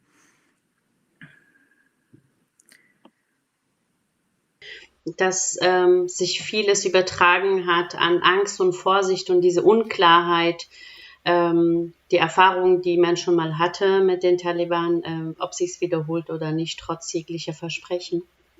Vielleicht gucken wir noch mal kurz auch zur Einführung auf die Theaterszene, Human. Wie sieht die aktuelle Situation dort aus? Du bist ja auch in Kontakt. Vielleicht kannst du uns da mal mitnehmen, einführend. About the actual situation. I think most of the actors and artists from the theater or cinema have been evacuated in Europe or in the United States, and some of them are left. And recently I've been contacted with the lots of actors and actresses that they are still in Afghanistan and they cannot go out of the country, and they are describing that the situation is getting very worse and worse because they cannot work in there, as the Taliban given us a statement that the drama is forbidden in the TVs, and even if it's religious, and of course without women in the theater it is impossible to work. And I think in the ideology of the Taliban, the art is not exist anymore, and from the beginning until now. On one hand, recently I've been talk with one of our professors from the University of Arts in Kabul, Fine Arts in Kabul. On one hand, I was really happy that everyone, like mostly the professors, have been evacuated from Afghanistan. But in another hand, I was really thinking that the stage or the section of the art will be empty in the society of Afghanistan, and it is really dangerous. And it is, I don't know, it was a really sad feeling at the moment and also happy feeling because I can see them in here, but unfortunately not in there. And that's why I think we have to establish a kind of voice in here, all artists in here, to start a kind of activities against this thing, to be the voice of the artists or people of Afghanistan from here. Vielen Dank, Teşekkür Roman. Wir gehen mal einen Schritt zurück, weil wir sind schon sozusagen in den Was ist zu tun oder wie können wir einen Ausblick geben. Aber wir würden gerne ein bisschen noch von euch und von eurem Wirken mitbekommen, wie ihr unterwegs seid. Vielleicht nochmal eine ganz allgemeine Frage an euch. Das, was ihr macht, warum macht ihr das? Warum seid ihr Künstlerin geworden? Was ist das, was euch antreibt und motiviert, das studiert zu haben, das gewollt zu haben? Warum machst du Roman-Theater und Laila und Sarajan? Warum macht ihr Kunst? Warum ist das euer Ausdruck? Soll ich anfangen? Gerne. Ich habe gesagt, ich mache Kunst seitdem als ich so 14 Jahre alt war. Und für mich so Kunst, es hat auch eine ganz lange Geschichte. So, mein Vater ist auch so Künstler, so ich habe auch Kunst von meiner Familie bekommen. Und als ich Kind war, das große Traum für mich war so, dass ich ein Maler werde. Und ich habe die Taliban so Regime, wir haben so heimlich ein Satellit gehabt und ich habe immer Babras ist ein sehr berühmter realistischer Maler und habe immer so seine Vorträge so verfolgt. Und damals aber was ich so als Kind in diesem Regime erlebt habe, für mich war immer so, ich habe immer nach dem einen Weg so gesucht, dass ich mich so ausdrücken kann. Zum Beispiel die Erinnerung oder die Erlebnis von Taliban-Regime, als ich als Kind erlebt habe. So, ich habe immer gesehen, so als ich so rausgegangen mit meiner Mutter, so meine Mutter war also eine richtig gut gebildete Frau, aber sie war die ganze Zeit zu Hause gesperrt. Das heißt, das Haus war für sie wie ein Gefängnis. So, sie war als eine Gefängnerin, so fast wie eine Gefängnerin in ihrem Haus, weil sie dürfte nicht in die Gesellschaft sich so beteiligen oder in der Gesellschaft zu arbeiten oder wie sie früher das gemacht haben. Oder ich habe gesehen, eine große Schwester, sie war 13 Jahre alt Mädchen und sie musste eine lange Burka tragen und sie ist heimlich zur Schule gegangen und jeden Morgen meine Mutter oder so dreimal am Woche war so, hat meine Mutter so die Bücher hat sie fest in ihre Brust so gefesselt oder gefestet und sie ist so mit großer Angst zu diesem heimlichen Schule gegangen und zurückgekommen. Und für mich als Kind, das war alle dieses Erlebnis und war immer so eine Frage für mich, warum so?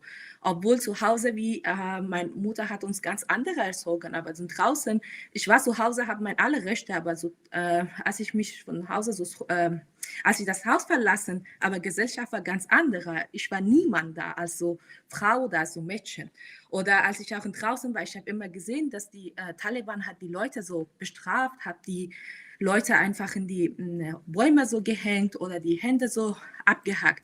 Das war alle dieses Trauma, das ich als Kind so erlebt habe und war für mich immer so Fragen, so immer einen Weg so gesucht, wie kann ich das so ausdrücken, wie kann ich so etwas ändern in der Gesellschaft. Und glücklicherweise in 2001 kommt ein neues Regime und habe die Möglichkeit gehabt, dass ich zur Schule gehen und so studieren, mich so auch langsam für meine eigenen Rechte so engagieren und auch für andere Frauen. Und das war die Gründe, dass ich so ähnlich an 2006 die Kunst Center for Contemporary Arts of Afghanistan gefunden. Das war das einzige Kunstzentrum, wo sie in diesem Zentrum, sie haben so Kurse, kostenlose Kurse für Frauen speziell so als Angebot gegeben. Und habe ich einfach hingegangen und von da fängt und habe ich endlich so meinen Weg gefunden. Und das war so Kunst. Und dann haben wir danach so das First Center, Women Art Center in Afghanistan gegründet. Und Kunst ist für mich ein Weg, damit ich so, wie ich auch in meinem Art Statement habe, ich sage immer so, Kunst ist meine Waffe, damit ich so kämpfen kann gegen so Ungerechtigkeit, gegen so diese patriarchale Gesellschaft, gegen was so gerade nicht gut läuft, speziell in Politik und auch so in Gesellschaft. Und ja, das ist das Grund, dass ich so Kunst gemacht und ich mache immer noch. Und ich muss auch sagen, in Afghanistan, ich habe nicht Kunst als, nicht Akademie-Kunst gelernt und Kunst gemacht. Es war einfach so Amateur. Ich habe so Kunst von diesem Center angefangen und so die ganze Zeit in diesem Sinne aktiv war. Bis 2014, als wir so die erste Galerie in Afghanistan gegründet, das war erste private Galerie. Ja, und als ich das Land verlassen und hierher gekommen, dann habe ich gesagt, okay, jetzt muss ich so richtig Kunst als meinen Beruf, endlich als Beruf so ausgewählt, so richtig. Und dann, ich habe angefangen hier zu studieren. Aber mein Kunst ist immer so, dieses Aktivismus ist sehr, sehr präsent in meiner Kunst und meiner Kunstarbeit. Und auch mein Leben ist, oder mein Kunstleben ist immer zwischen Aktivismus, so Kunst und auch Politik. Ja, vielen Dank für diesen Einblick. Auf alle Fälle steckt da Emanzipation dahinter und dass die Kunst als emanzipatorischer Weg bestritten wird von Anfang an, weil du ja selber betont hast, du hast das nicht jetzt klassisch gelernt, sondern quasi schon sehr jung einfach erprobt auch, praktisch. Ja. Ja, bei den anderen, Laila Homan, warum macht ihr das, was ihr macht? Wer möchte? Gern, Laila, bitte. Mal anfangen, ja. Also ich fand es gerade ganz interessant, was Sarajan gesagt hat, weil bei mir ist es aus ganz, ganz anderen Gründen, warum ich Kunst mache. Also ich habe diese Horrorszenerien, die sie jetzt beschrieben hat, mit Hand abhacken und so, zum Glück live nie erlebt und möchte ich auch nicht erleben. Bei mir sind es eher intrinsische Probleme, die sich mit dieser Bikulturalität ergeben haben, die ich hier in Deutschland als eine afghanische Frau erlebe. Aber im Prinzip habe ich genau die gleichen Schwierigkeiten. Und zwar, wie kann ich mich als eine kleine, dunkle, afghanische, muslimische Frau, also Frau-Betonung zurzeit auch noch, in der Kunstszene Deutschlands etablieren. Das ist, also ich habe schon mit sehr, sehr vielen Schwierigkeiten zu kämpfen, weil es ist schon eine Männerdomäne. So rein statistisch gibt es 95%, sind 95% der Ausstellungen in den Museen nur von Männern und 5% von Frauen.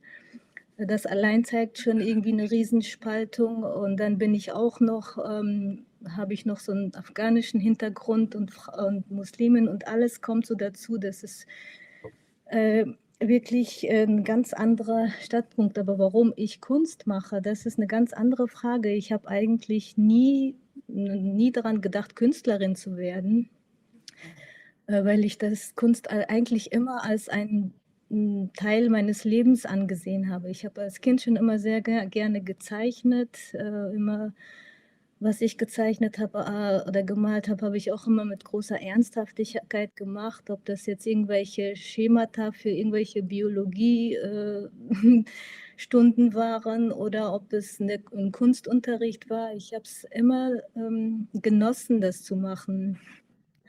Und so mit Malerei habe ich auch nie daran gedacht, dass ich das mal richtig, ich sag mal, professionell machen würde. Ich wollte immer irgendwie eigentlich Architektin werden und dann später mal Bühnenbildnerin, habe mich in allen möglichen Bereichen ausprobiert, aber ich kam immer wieder zur Malerei. Und irgendwann habe ich dann ein Praktikum gemacht in der Theaterausstattung, in der Theatermalerei, wo mich dann also der Malermeister quasi von dem Theater dann, ja, wie soll man sagen, der hat dann sozusagen ein Talent in mir gesehen und hat mir gesagt, ich soll unbedingt malen, weil ich wäre Malerin. Und selbst dann habe ich nicht an mich geglaubt, habe später visuelle Kommunikation erst studiert in Holland und da haben die mich schon fast rausgeprügelt und dann meinten, ja, was machst du hier, du bist Malerin und danach habe ich dann ernst genommen sozusagen, nachdem auch meine Professoren in Holland gesagt haben, ich soll malen. Dann bin ich zur Malerei gewechselt. Und seitdem mache ich das und ich sehe das als eine Berufung und nicht als einen Beruf. Ich übe das nicht beruflich aus. Ich mache zwar Kunst, aber verdiene eigentlich nicht viel damit. Ich mache das, weil ich einfach auch so denke, ich bin verantwortlich für meine Gesellschaft, in der ich lebe. Und wenn ich sehe, was passiert, auch innerhalb meines engsten Kreises, ob das jetzt einfach nur Migranten sind oder irgendwelche weltpolitischen Themen, die beschäftigen mich, berühren mich und die machen etwas mit mir. Und das setzen sich als abstrakte Bilder in meinem Kopf zusammen, die ich dann nur noch durch das Malen ausdrücken kann, sozusagen. Das ist einfach mein Ausdrucksmittel. So. Genau. Ja, vielen Dank, Laila, auch für diesen Einblick, die du deine Berufung beschrieben hast, wie vielleicht auch andere mehr in dich gesehen haben als du selber am Anfang, um zu sagen, mach das, was du kannst, und was du ja sehr schön machst. Ihr dürft natürlich gerne nachher sehr für euch werben und eure Kanäle, auf denen man euch sehen kann, auf denen man euch verfolgen kann, oder auch nächststehende Ausstellungen etc. benennen. Das machen wir aber dann am Ende. Jetzt sehe ich Homan auch, es fällt mir ein bisschen leichter zu moderieren als mit einer schwarzen Kachel. Ich weiß nicht, woran das lag, aber Homan, wie ist das bei dir? Warum machst du Theater? Warum bist du Theatermacher geworden und Regisseur? Well, it have three points for me. The first thing is I think I'm doing the art, act or directing because I love it. It's from the childhood I understand that I want to be an artist. When I was child, like I was like reading a lot of books from the Firdausi, Shahnameh. My mother was giving to me these books and a lot of like old Russian romance, and always I was imagining myself and this characters inside these books or something. Secondly, I want to bring change in the society, which in the society that I have been born and I have been in there in Afghanistan. I feel the theater can do much more positive things and bring the change that the another things cannot do this. And the third thing is it's about to fight against these evils, the Taliban or this fundamental extreme ideologic people inside the Afghanistan. Because I remember when I was as a kid, like 10 or 11 years old, I was in a part of Afghanistan and I see something that was I think it was changed my life for being an artist. I was in bazaar and marketplace and with my father, and I see a musician with his son, and the musician was blind and he was playing instrument and his son was playing drum, and they were playing and going to this bazaar, walking in there, and then a guy, a commander or whatever it was, he was coming and he was breaking down the instrument of this musician and trebly beat this guy, and the 5 or 6 years old of his son was like crying. And I will never in my entire life, I will never forget this image. And I asked my father why he is doing this, because on that time I didn't know like the art is a powerful thing or something, because I didn't have the knowledge. So my father was saying because he thinks they are dangerous. So this word of dangerous was in my mind somehow, why they are dangerous, until I understand why they are dangerous. And that's why I was saying, okay, I will do the art, because it's a very great tool to fight against these evils. And even it was make me much more stronger after the incident in 2014, 11 December 2014. We as an Asdar Theater played a play in French Cultural Institute called, the play was The Heartbeat, the Silent, after the explosion. And the Haqqani network and the Taliban was bombed this show. It was a co-production between ANIM, the Institute of the Music, and Asdar Theater and German organization called IPSO. And from that moment, even if I was becoming stronger and our group was becoming stronger, and until now, every piece or every theater I'm doing, it somehow related to Afghanistan, somehow related to the society of Afghanistan. And I think it's I feel responsible, and that's why I'm doing art or theater.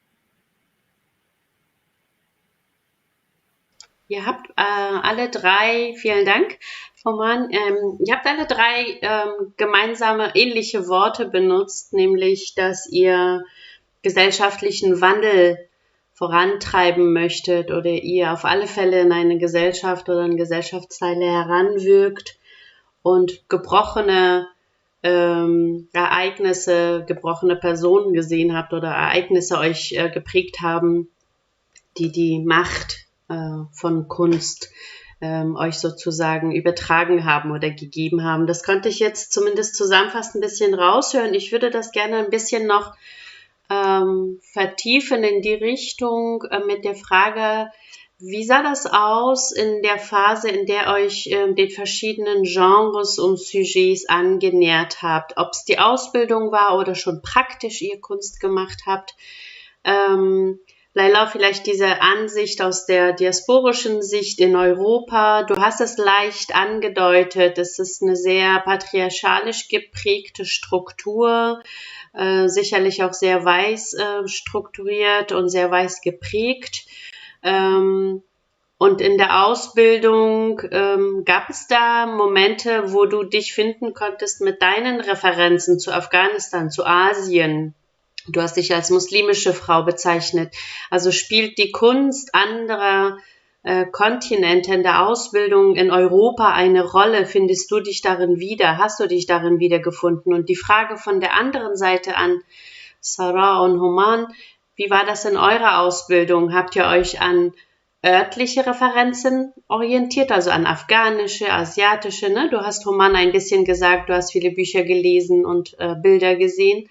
Oder habt ihr euch schon an europäische, amerikanische, andere Kunst orientiert?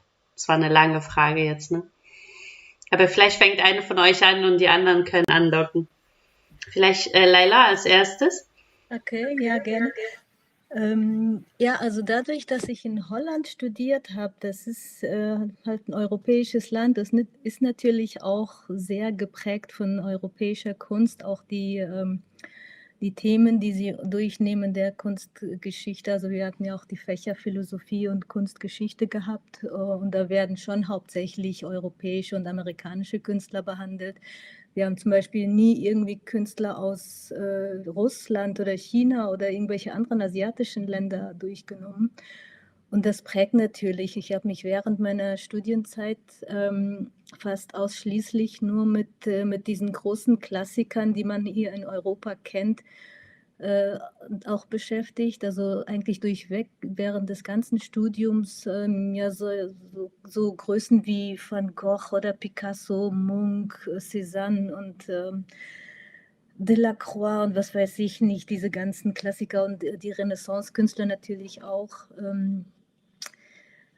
Das andere halt hat mich eigentlich erst nach dem Studium beschäftigt, weil ich dann doch nach meinem Studium, dabei habe ich ja auch ein paar Jahre in Leipzig gewohnt und ich wurde dann doch immer wieder auf meine Wurzeln zurückgeführt. Also keiner hat mich als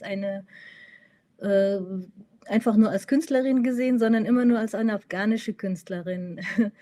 Und das hat mich dann schon irgendwie auch in so eine Ecke gedrängt. Aber andererseits hat mich das auch dazu geführt, dass ich mich mit der afghanischen Kunst auch mehr beschäftigt habe oder zumindest versucht habe, doch herauszufinden, was es für Kunst überhaupt in Afghanistan gegeben hat oder gibt. Und soweit ich halt herausfinden konnte, war das schon immer halt auch im Spiegel der Zeit, der jeweiligen Zeit, immer wieder eine große Wandlung gewesen während der ganzen historischen Ereignisse in Afghanistan, den ganzen imperialistischen Einmischungen oder Kriege, die von Großmächten da geführt wurden. Jede Großmacht, die da hingekommen ist, hat so ein Stück auch von seiner Kunst und Kultur mit reingebracht. Ob es jetzt die Griechen waren oder die Mauryer oder die Chushan-Dynastie oder später auch Russland meinetwegen. Also eigentlich alle, ja, jedes Land, jedes Großreich, das in Afghanistan war, hat die Kunst immer ein bisschen mit beeinflusst und deswegen ist die Kunst in Afghanistan eigentlich schon sehr reich, aber leider sehr rar auch, also sehr selten. Und ob ich mich jetzt irgendwie als afghanische oder deutsche Künstlerin sehe, das möchte ich gar nicht festlegen.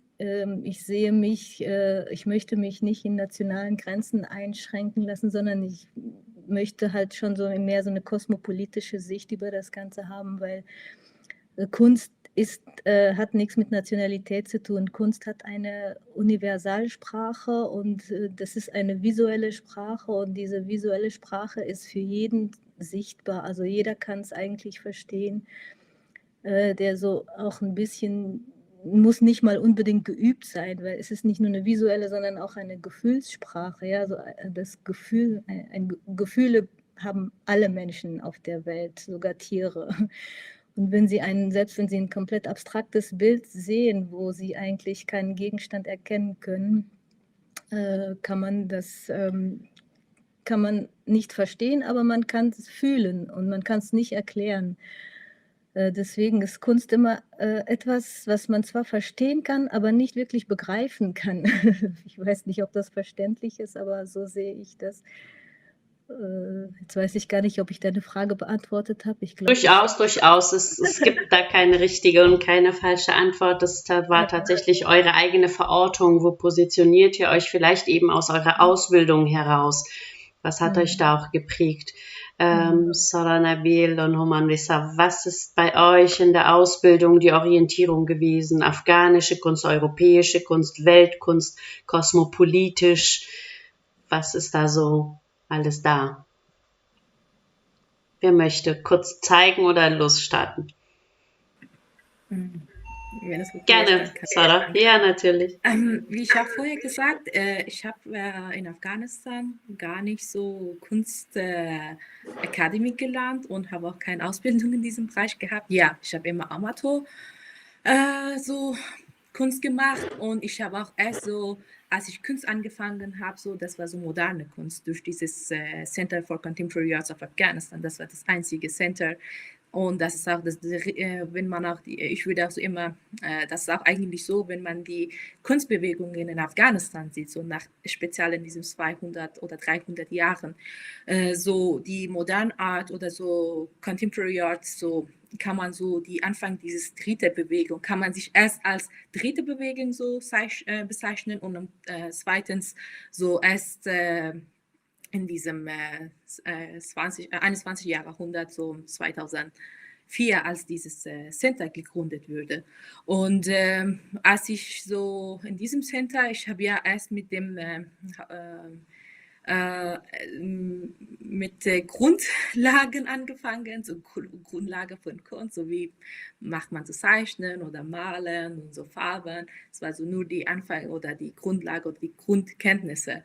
Und danach haben wir so Theoriesachen gehabt, so Kursveranstaltungen, wo man so über, wir haben mehr so von anderer Kunst, von die europäische, sage ich europäische oder so, was gerade läuft, so zeitgenössische Kunst so erfahren.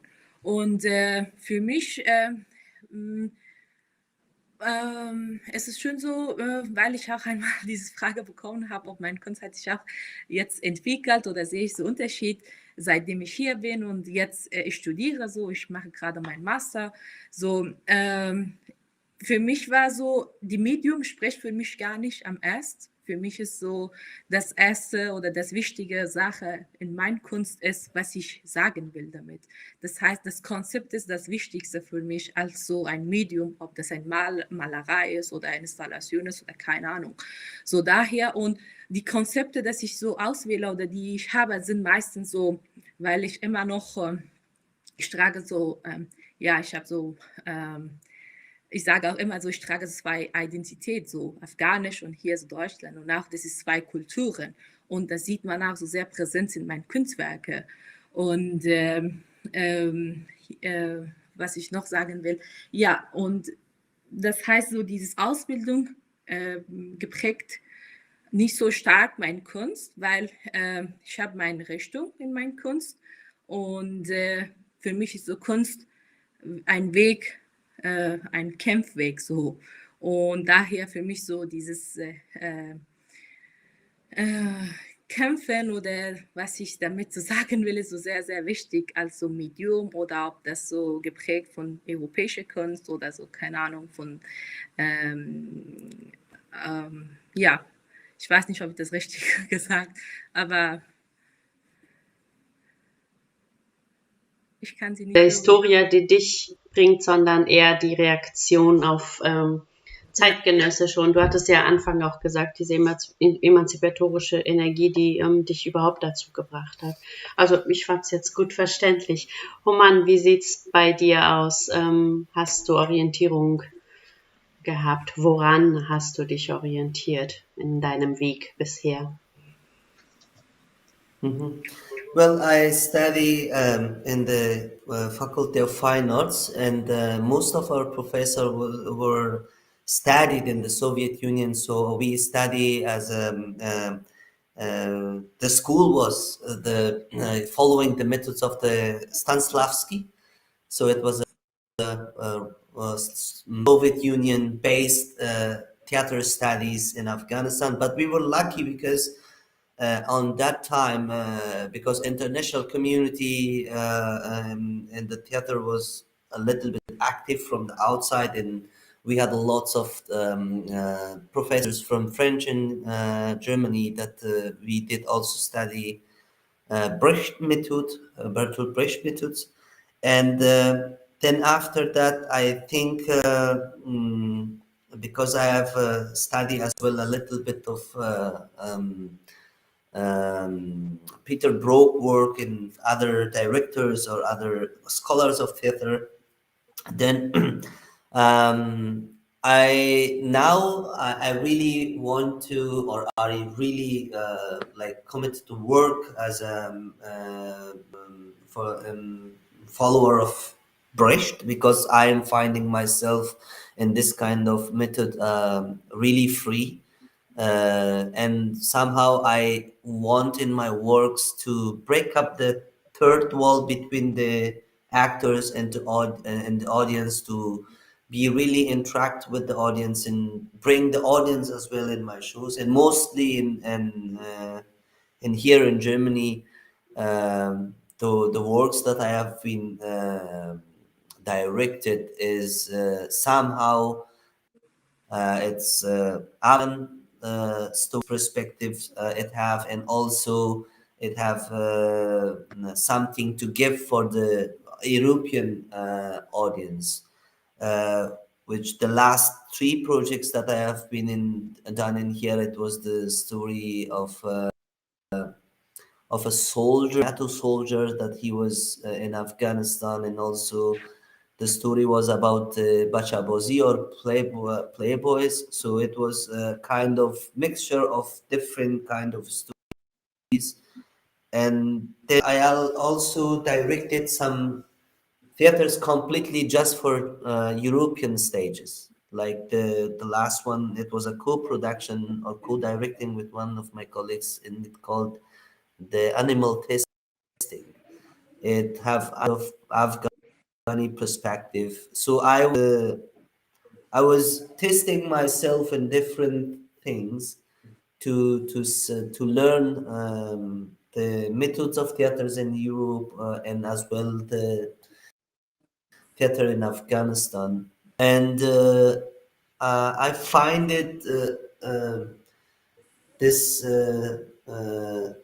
combination of the Bertolt Brecht and Stanislavski very interesting because I have in my background both of them, and also I believe that the Augusto Boal, a very famous director of the theater, he said like theater is a kind of ocean and it's really big and anybody can create a kind of a special form. I will not say that I have a special form, but I am really following the method of the storytelling right now because we have lots of stories inside Afghanistan, and I would love to tell these stories. Vielen Dank. Das war jetzt die perfekte Überleitung zur nächsten Frage. Die Zeit, die rast auch ordentlich. Wir können vielleicht hoffentlich 5 Minuten überziehen, weil darauf müssen wir unbedingt noch zu sprechen kommen. All die Geschichten, die ihr, wie Human gerade gesagt hat, noch zu erzählen habt. Genau, das wäre auch meine Frage. Wie soll es weitergehen? Wie kann es weitergehen, dass ihr als Akteurinnen, ob in Gestaltung von Raum oder in Themensetzung durch eure Kunst, symbolisch, realistisch, wie auch immer, wie könnt ihr dieses Thema Afghanistan, diese Perspektiven, Afghanistan zurück, Afghanistan heute, Afghanistan morgen, in eurer Kunst hier weiterentwickeln? Ihr befindet euch ja alle 3 in Europa, aber habt Verbindungen. Wie sind die Ausblicke von euch? In welche Richtungen gehen sie vielleicht, um da so ein Bild zu bekommen? Wie seht ihr die Entwicklung allgemein? Wie seht ihr die Entwicklung für euch in dem Bezug von heute? Und dann, genau, dann sind wir, glaube ich, fast rund fertig, obwohl das sehr kurz sich angefühlt hat gerade. Weiß nicht, vielleicht will Sarah John mal anfangen und dann Laila und dann Human. Ich hoffe, dass ich die Frage richtig verstanden habe. Aber ja, für mich so gerade auch so mein nächstes Projekt wäre so, ich will so gerade, was gerade in Afghanistan läuft und hoffentlich, dass dieses, ich meinte mit Taliban-Regime, das nicht so lange bleibt. Und speziell Frauen, die Frauen sind die erste oder die große Opfer, war immer so große Gruppe, also eine große Opfergruppe gewesen und heutzutage nochmal jetzt durch die Taliban-Regime. Und was ich so gerade versuche, so dieses Thema so mehr in meine Kunstwerke zu bringen. Ja, wie immer und jetzt noch stärker und ich habe mich auch so sehr konzentriert gerade in diesem Situation gerade und wollte einfach auch durch meine Kunst so dieses Themen so Präsenz hier präsentiere so in europäischer so Gesellschaft oder so Europa und außer Europa in andere Länder. Und ich habe auch so die nächsten Projekte, die ich habe, so ich will einfach die Stimme von Frauen in Afghanistan sein und mit meiner Kunst. Und das ist, was ich so gerade so denke und daran arbeite. Ja. Und finde ich auch so sehr wichtig. Und das ist, was ich machen kann durch meine Kunst. Und ja. Vielen Dank. Laila. Ja, also ich muss ehrlich sagen, ich habe eigentlich überhaupt keine Pläne oder bestimmten Ideen, ob ich jetzt in Richtung Afghanistan was mit meiner Kunst machen kann. Aber was ich wirklich sehr wichtig finde für Afghanistan und auch für die afghanische Diaspora, egal wo sie sich befinden, ist es wichtig, sich über die Geschichte Afghanistans mal etwas mehr in Kenntnis zu setzen.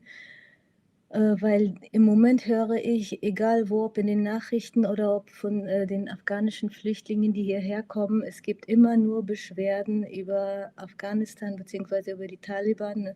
Und ich sehe das als eine sehr einseitige Sicht. Die Afghanen haben schon den Kalten Krieg der Amerikaner auf die Schultern getragen und dann noch den Great Game der Briten und jetzt müssen sie noch die ganzen Beschwerden auf sich ruhen lassen. Und ich denke, das hat alles damit zu tun, dass die Leute nicht genug über andere Wahrheiten, über politische Wahrheiten anderer Länder, die in Afghanistan als Akteure im Hintergrund agiert haben, nicht genügend wissen und das finde ich sehr schade. Also ich finde, eine sehr enorme Aufklärungsarbeit wäre notwendig, um nicht immer nur so die einen in die Ecke zu drängen und zu sagen, ja, die Taliban sind die einzig Bösen auf der Welt. Also natürlich sind sie böse, natürlich machen sie böse Dinge, aber wir müssen erstmal herausfinden, wer finanziert sie, warum, und es geht ja immer noch weiter. Also dass die Amerikaner raus sind, heißt ja nicht, dass sie aufhören, das Land in Ruhe zu lassen. Die sind leider immer noch als Akteure im Hintergrund da voll drin. Und das beeinflusst das Denken und durch diese sozialen Medien, was alles rumkursiert und diese sehr persönlichen Erfahrungen einzelner Betroffener, die auch im Krieg natürlich auch sehr viel gelitten haben, eskalieren nochmal das Ganze. Also ich versuche das als jemand, der das Ganze nicht von Namen erlebt hat, sondern aus der Distanz beobachtet, und auch alles sozusagen von allen Seiten versuche ich herauszufinden, wie das alles läuft, damit so ein holistisches Wissen quasi entsteht, damit man auch mal ein bisschen sachlicher argumentieren kann und nicht immer nur die Afghanen als die schwarzen Schafe sieht oder jetzt speziell auch nur die Taliban. Also genau, das fände ich wichtig, ob man das in der Kunst macht oder durch irgendwelche anderen Diskussionen oder Gespräche oder in der Wissenschaft. Aufklärung wäre wichtig und ja, wenn ich irgendwie so künstlerisch sozusagen, wenn mir eine Idee kommt, dann mache ich es spontan, aber ich plane sowas nicht im Voraus. Es kommt einfach mit der Zeit. Ich bin ein Medium quasi und wenn es an der Zeit ist, dann kommt so eine Idee, dann drücke ich es aus und dann weiß ich auch, das ist richtig. Aber ich plane nie im Voraus, wie es ist. Ich muss erstmal alles auf mich wirken lassen und zwar von allen Seiten erstmal, um ein allgemeines Bild erstmal zu haben. Mhm. Ja, vielen Dank, Laila. Ich glaube, jetzt ist Homan wieder drin. Er war gerade kurz raus. Er hat jetzt vielleicht nicht mitbekommen, Homan, du hast nicht mitbekommen, was die Sarajan und Laila gesagt haben, aber du hast die Frage mitbekommen, der Ausblick in die Zukunft. Wie machst du weiter? Was sind die Pläne? Wie können die Themen bleiben, damit sie gehört und gesehen werden? First of all, I'm really sorry because my Wi-Fi was somehow broke down, so I am now with my mobile. Yeah, the plan is now because I finished my studies and everything, but I'm right now writing a play. It's about the 20 year of the past 20 year of Afghanistan when the NATO and American was coming in there. And it's a comedy, political comedy show, and the name is The Toilet. And the second project that right now I'm working on it is I didn't start it, but the idea and the concept is I will start to interview the soldiers from Germany or United States that they have been in Afghanistan, and as well the civilians that they have been in Afghanistan. And I want to collect different stories from them, not like negative stories, just the stories about the food, about the daily life that they have gone, or something comic happened to them, how they were like connected with the society or something, or the condition of the living of them, how was there for them. So I want to collect these stories, and out of the story I will again write a play. This is the plan, and with that I want to reach to the German audience and as well to the Afghan audience, that they can see that, and let's hope that it will happen. Ja, vielen Dank. Ich nehme jetzt noch die letzte Minute und gebe euch sehr gern die Möglichkeit, ein Netzwerk, ein Ensemble, eine Kompanie oder eine bestimmte Bewegung, soziale Bewegung, in die ihr vielleicht aktiv seid oder auf die ihr hinweisen möchtet, um auch an eurer Arbeit dran zu bleiben, kurz zu nennen. Also seid ihr irgendwo organisiert? Habt ihr eine Bewegung, die ihr euch angeschlossen habt, eine Kompanie, ein Ensemble, ein Haus, eine Ausstellungsmacherinnengruppe? Wollt ihr da noch mal kurz was sagen? Weil dann sind wir fertig leider heute mit der Zeit. Aber das Schlusswort will ich euch sehr gerne geben. Laila, dann fange ich mal von oben nach unten an, wie die Bildchen bei mir sind. Laila, Homan und Sarah. Dann. Okay, also ich bin ehrlich gesagt in keiner Kompanie drin, aber ich würde vielleicht auf eine Veranstaltung hinweisen, die am 15. Dezember anfängt. Das ist auch eine Online-Veranstaltung. Da geht es um die, wie sagt man, Higher Education in Afghanistan. Das heißt Inclusive Peace in Afghanistan and the Role of Higher Education. Kann ich hierüber einen Link weiterleiten, dass die anderen das mitbekommen? Ist das möglich? Oder ist das nicht möglich? Der da im Hintergrund ist, kann es eventuell später auf den Kanälen der jetzt okay. Später teilen. Genau, also auf jeden Fall kommt man auf die Seite über die Pädagogische Hochschule Freiburg. Wenn man da sich durchklickt, dann kommt man auf den Link. Das ist auch ganz interessant mal zu sehen. Da ist eine Kooperation zwischen der Gauharschat-Universität in Herat, der PH Freiburg und der PH Schweiz. Die machen, es geht um die Bildung in Afghanistan, Bildung und Demokratisierung in Bildungsanstalten in Afghanistan. Ja, das wäre vielleicht interessant. Wichtige Themen, Peacebuilding und wie weiter etc., Menschenrechte, Frauenrechte, an die wir ja überall dranbleiben. Daher ist es vielleicht wichtig, das nochmal kurz zu hören. Homan, gibt es eine Company, ein Ensemble, ein Haus, wo du sagst, bleib da dran, da wirklich auch mit?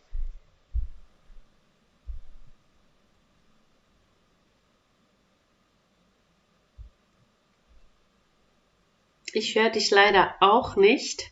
Okay. Jetzt, das ist gut, ja. Well, I'm a member of Azar Theater from 2006 until now, and most of the Azar Theater group are right now in Germany. When we have been done like almost 7 productions here in Germany, and I'm a member of Kula Campaign, a multi-language and multi-international theater group, which is like really big, and we are like now I think 8 countries together coming on the stage, and we are like doing co-productions with the we have been done like co-production with the Deutsche Nationaltheater in Weimar, Bochum Schauspielhaus, Akademie der Kunst in Berlin, and other theaters in Germany. And yes, I can share the website later, and you can see it and read about that. Bleiben. Ja, vielen Dank. Sarah, Nabil, deine Hinweise.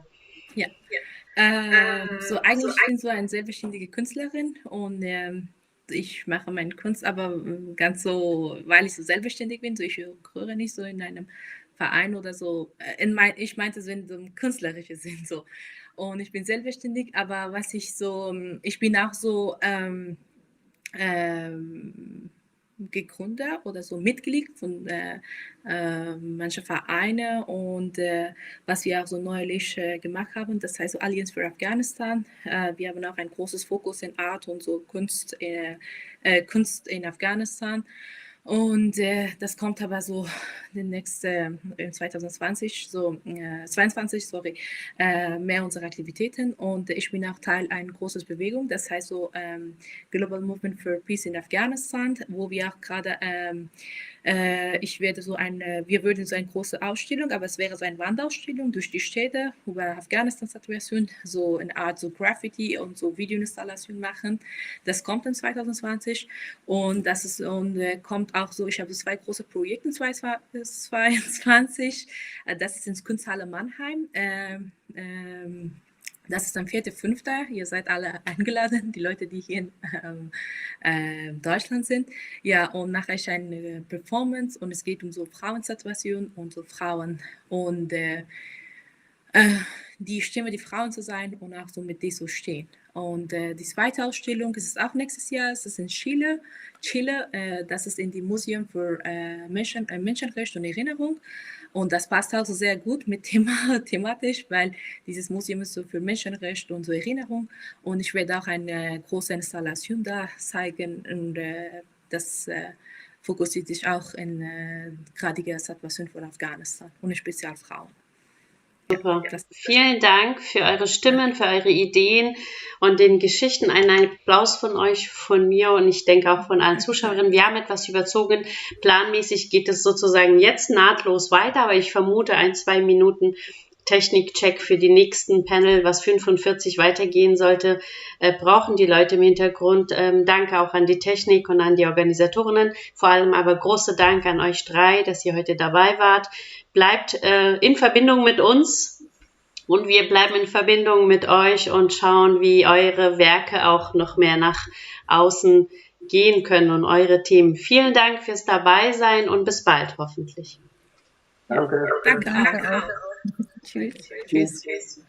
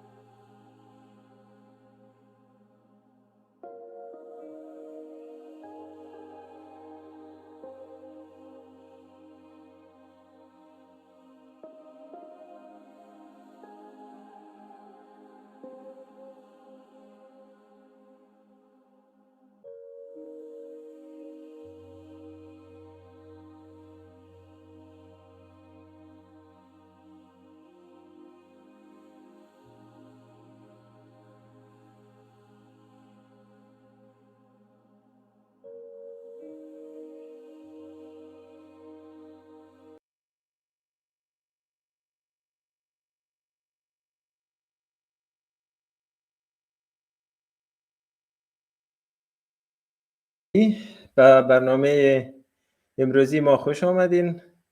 به ادامه برنامه گفتمان افغانستان که ما در بخشای فرهنگی، سیاسی و همچنان بخشای سوشال مدیا داشتیم. در این برنامه هدف از این برنامه خاص ارائه معلومات در بخش تحصیل و کار در آلمان هستند. مشخصاً تارگت گروپ ما یا کسایی که میتونن از معلومات ما مستفید شوند کسایی هستند که فعلا در افغانستان زندگی میکنن و یا که در آلمان زندگی میکنن، علاقه دارن در آلمان تحصیل و کار کنن. و از این خاطر این برنامه به گردانندگی ما سلیم سلطانی و 3 مهمان ما، هر یک جانعلی رضایی، نجیب الله ملکزاده و همچنان اصغر کریمی هستن. ما میزبان شما خواهیم بودیم و شما میتونین که سوالات خود برای ما پست کنین و ما میتونیم از طریق چت ببینیم و برای شما جواب بدیم.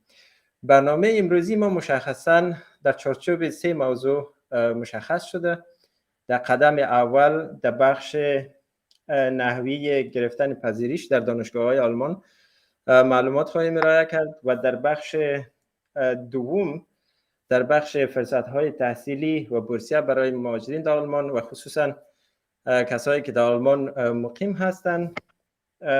در بخش آخر ما از بخش تحصیل و بورسیه خلاص میشیم، در بخش کار میرسیم که در بخش کار نحوه جستجوی کار در آلمان، تجربیات، فرهنگ و اخلاق کار در ادارات دولتی و شرکت‌های آلمانی را برای ما مهمان ما معلومات خواهد داد و شما میتونید از این رابطه اگر در صورت جستجوی کار هستین سوالات خود را مطرح کنین و بر شما معلومات خواهد داده شد.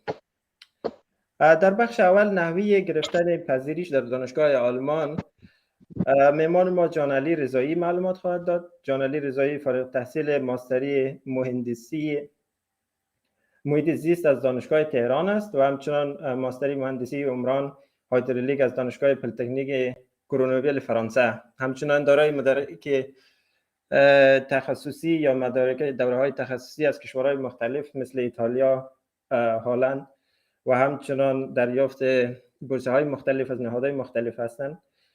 کارمند سابق وزارت انرژی و آب در افغانستان و همچنان مؤسس و معاون شرکت ایزو تکنولوژی در کابل هستند و فعلا مقیم آلمان هستند. در بخش دوم برنامه ما فرصت‌های تحصیلی و بورسیه برای مهاجرین در آلمان یا کسایی که فعلا مقیم در آلمان هستند. مهمان ما نجیب الله ملکزاده بر ما معلومات خواهد ارائه کرد. نجیب الله ملکزاده تجربات زیاد دارند در بخش‌های کمک بر مهاجرین. از سال 2014 تا 2017 گیرنده بورسیه وزارت دفاع آلمان بودن و همچنان از سال 2018 تا 2021 لیسانس خود در دانشگاه آزاد برلین در بخش مطالعات سیاسی به پایان رساندند و همچنان در سال 2020 تا 2021 همراه دانشگاه آزاد برلین همکاری داشتند که در بخش‌های همکاری گرفتن بورسیه یا ارائه معلومات برای علاقمندان تحصیل بودند که در این رابطه خیلی معلومات خوب دارند و بر فعلا محصل بر حال دانشگاه برلین در بخش مطالعات سیاسی هستند، در بون. و در اخیر آقای اصغر کریمی که هستند. آقای اصغر کریمی انجینر ساختمان و فعال اجتماعی و گیرنده بورسیه دیادی سال 2009 به خاطر تحصیلات ماستری خود در دانشگاه وایمار آلمان و همچنان عضو سابق انجمن رهبران جوان افغانستان و عضو سابق شاخه جوانان حزب اسپیدی آلمان که یک احزاب قوی آلمان هستند. در آلمان از 10 سال به این طرف با شرکت‌های مختلف ساختمانی کار میکنن و تجربیات زیاد در این باره انداختن. شما میتونید که از معلوماتشون مستفید شوین. در بخش اول همچنان که من تشریح کردم در بخش نحوه گرفتن پذیرش در دانشگاه‌های آلمان ما از مهمان خود آقای جان علی رضایی میخواهیم که یک معلومات عمومی ارائه کنند، مشخصا مدارک مورد نیاز و نحوه گرفتن پذیرش. آقای جان علی شما میتونید که آنلاین. بسم الله الرحمن الرحیم. عرض سلام ادب و احترام دارم خدمت مهمانان عزیز و همچنین شنوندگان عزیز. ببینید دوستان، تقریبا میشه گفت بالای 90% دانشگاه‌ها از شما تقریبا همیشه 5 تا مدرک ثابت میخوان برای اخذ پذیرش. حالا ممکنه یک دانشگاه خاصی باشه که شرایط خاصی داشته باشه، علاوه بر این 5 تا چیزی مازاد هم از شما بخواد. اول خب چیزی که واضح هست ترجمه مدرک مقطع قبلی تحصیلی شما هست. اگر که برای لیسانس اقدام میکنین بعد ترجمه هم 12 پاس خود داشته باشین و اگر برای فوق لیسانس خب ترجمه لیسانس و اگر برای دکترا مقاطع قبلی لیسانس و فوق لیسانس. اگر که برنامه شما آلمان هست و میخواین حتما آلمان تحصیل کنین، بهتر هست که مدارک خود به زبان آلمانی ترجمه کنین، چون اینجا هم برای ارزیابی مدارکتون برای ورود به بازار کار ترجمه آلمانیش بعضی جا از شما میخوان. و اگر که برنامه‌تان این است که غیر از آلمان کشورهای دیگه هم هدف داشته باشین، آپشن های مختلف داشته باشین، به انگلیسی ترجمه کنین. و مدرک دومی که علاوه بر حالا مدارک تحصیلی همیشه همه جا از شما میخواد مدرک زبان هست. اگر که به آلمانی میخواین تحصیل کنین، البته دانشگاه موقع دادن پذیرش شما را الزام نمیکنه که حتما همون لحظه مدرک زبان آلمانی خود ارائه بدین، بلکه به شما میتونه پذیرش مشروط بده و بعد از اینکه اینجا آمدین و مدرک زبان آلمانی رو گرفتین درس شروع کنین و شما با همون پذیرش مشروط هم میتونین تقاضای ویزا بدین که اینجا اومدین. اون موقع برای ورود به دانشگاه و نشستن سر کلاس از شما مدرک تستاف یا DSR رو میخواد که معادل همون C1 میشه و اینکه شما میتونید به زبان انگلیسی هم درس بخوانید. مدرک تافل یا آیلتس از شما میخواد و عموما برای رشته‌های مهندسی نمره 6 تا 6.5 کفایت میکنه. برای رشته‌های علوم انسانی بعضی دانشگاه‌ها نمره‌های بالاتری میخواد و ولی خب خوبی انگلیسی اینه که شما مستقیم پذیرش میگیرین و بعد از اینکه وارد آلمان شدین مستقیم میتونین از کلاس استفاده کنین. و مدرک بعدی رزومه هست یا همون CV شما هست که شما باید یک CV حالا استاندارد درست کنید و برای دانشگاه بفرستید و غیر از CV معرفی نامه یا همون ریکامندیشن لتر هست. ریکامندیشن لتر رو از اساتید میگیرید یا حالا از جایی که کار کردید. در واقع ریکامندیشن لتر میاد CV شما رو به عنوان یک نفر سوم تایید میکنه، کارهایی که توی CV تون شما ذکر کردید بعد ریکامندیشن لتر اونها رو ساپورت کنه و اونها رو تایید کنه. و مدرک پنجم انگیزه نامه یا همون موتیویشن لتر هست. باید یک انگیزه نامه حالا متناسب با اون رشته یا متناسب با اون پروگرامی که برایش درخواست میفرستین بنویسین و سعی کنین انگیزه نامه شما هم CV شما رو ساپورت کنه و هم چیزی که توی آینده دنبالش هستین. ببینین از بین از این 5 تا مدرک دانشگاه و مدرک زبان رو خب که باید همه داشته باشن، یعنی شما بدون داشتن دوتا اصلا نمیتونید درخواست بفرستین. چیزی که شما رو متمایز میکنه CV شما هست، ریکامندیشن لتر شما هست و همون انگیزه نامه شما.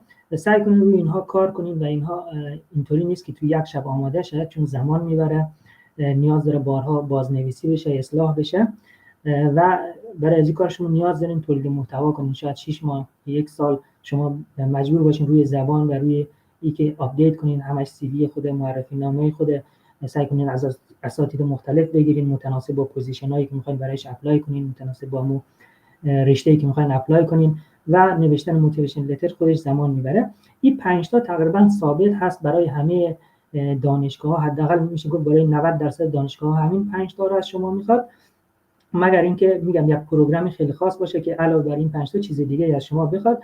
و اگر میخواین برای دکترا اپلای کنین، دکترا حالا یا استاد پروژه داره، شما برای پروژه اپلای میکنید و نامه پذیرش از او استاد رو میگیرین، یا اینکه استاد پروژه نداره و شما مجبورین خودتون یک طرح پژوهشی بنویسین و برای یک استادی بفرستین و او استاد به شما نامه پذیرش بده و همراه باقی مدارکتون برای دانشگاه میفرستین تا کارهای اداریش انجام شه. خب تشکر فراوان آقای رضایی. ببخشید معلومات خیلی جالب بودن و معلومات مورد نیاز. به اضافه حرفای شما یک چیز من اضافه کنم، کسایی که در افغانستان دنبال تحصیل در آلمان یا کشورهای اروپایی هستند زیادتر این موضوع با هم میکس میکنن که وقتی شما برای یک بورسیه اپلای میکنین فکر میکنن قبولی دانشگاه، من فکر میکنم یه در اروپا همچین چیزی نیست. یعنی اول شما نیاز دارین، زیادتر نیاز هستن که برای دانشگاه اپلای کنین جدا و پذیرش دانشگاه رو بگیرین. وقتی شما پذیرش دانشگاه رو بگیرین گرفتن بورسیه ساده هستن. در حقیقت شما باید جدا برای دانشگاه اپلای کنین و مدارک مورد نیاز و معلومات دیگر آقای رضایی ارائه کردن. مشخصا در صورتی کسانی که نتونن بورسیه بگیرن و بورسیه گرفتن در اروپا زیاد، البته یک بخش از محصلین بورسیه دارن ولی یک تعداد زیادشان همه با هزینه‌های شخصی من. اگر بتونین پیرامون هزینه‌های تحصیلی برای افرادی که با هزینه شخصی میان یک توضیحات بدین، مثلا چطور اونا میتونن با هزینه شخصی تحصیل کنن، یک معلومات کوتاه را کنن خیلی خوب خود شد آقای رضایی. من یک نکته رو به صحبت‌های قبلی اضافه کنم. همونطور که گفتم پروسه گرفتن پذیرش یک پروسه یک شبه نیست، نیاز به تولید محتوا داره و زمان میبره و بهتر هست شما به صورت موازی زمانی که دارید مدارکتون رو آماده میکنید، چه ترجمه مدارک، چه رزومه و انگیزه‌نامه و حالا ریکامندیشن لتر و مدرک زبان که یه خورده وقتگیرتر هست، شما همزمان با این کارها دانشگاه‌ها رو سرچ کنین و سعی کنین اون دانشگاه‌هایی که رشته مورد نظر شما رو داره پیدا کنین و تاریخ یا همون ددلاین اونها رو در بیارین و لیست کنین تا دانشگاه رو از دست ندین. اینجوری هست که معمولا دانشگاه‌ها یا بعضی دانشگاه هم ترم زمستان دانشجوی جدید میپذیره، هم ترم تابستان، و بعضی دانشگاه فقط ممکنه زمستان قبول کنه. شما بهتر هست همزمان با تهیه مدارکتون که ممکنه 6 ماه تا 1 سال حتی زمان ببره، دانشگاه‌ها رو لیست کنین و حتما دانشگاه‌ها رو در بیارین و تاریخ‌هایشون که چه موقع باز میشه، همون اپلیکیشن چی که شما برایشون درخواست بفرستین اونها رو حتما مد نظر بگیرید. بابت هزینه همونطور که سلیم جان گفت، شما اول از دانشگاه پذیرش میگیرید، بعد که از دانشگاه پذیرش گرفتید اون موقع برای بورسیه ها اقدام میکنید که بورسیه ها متفاوته و هر بورسیه ممکنه شرایط خاص خودی داشته باشه، ولی خب یک چیزی که ثابت هست شما باید نامه پذیرش دانشگاه رو داشته باشین بعد برای بورسیه اقدام کنید که آیا بعد اون بورسیه آیا شامل حالتون میشه یا نمیشه. اگر شامل حالتون شد که خب اون بورسیه هزینه های شما رو میده، ولی اگر شما نتوانستین بورسیه بگیرین با همون پذیرش دانشگاهتون با هزینه شخصی هم میتونین بیاید آلمان و درس بخوانین. حالا کشورهای دیگه هم هست همین روال هست، آلمان هم هست.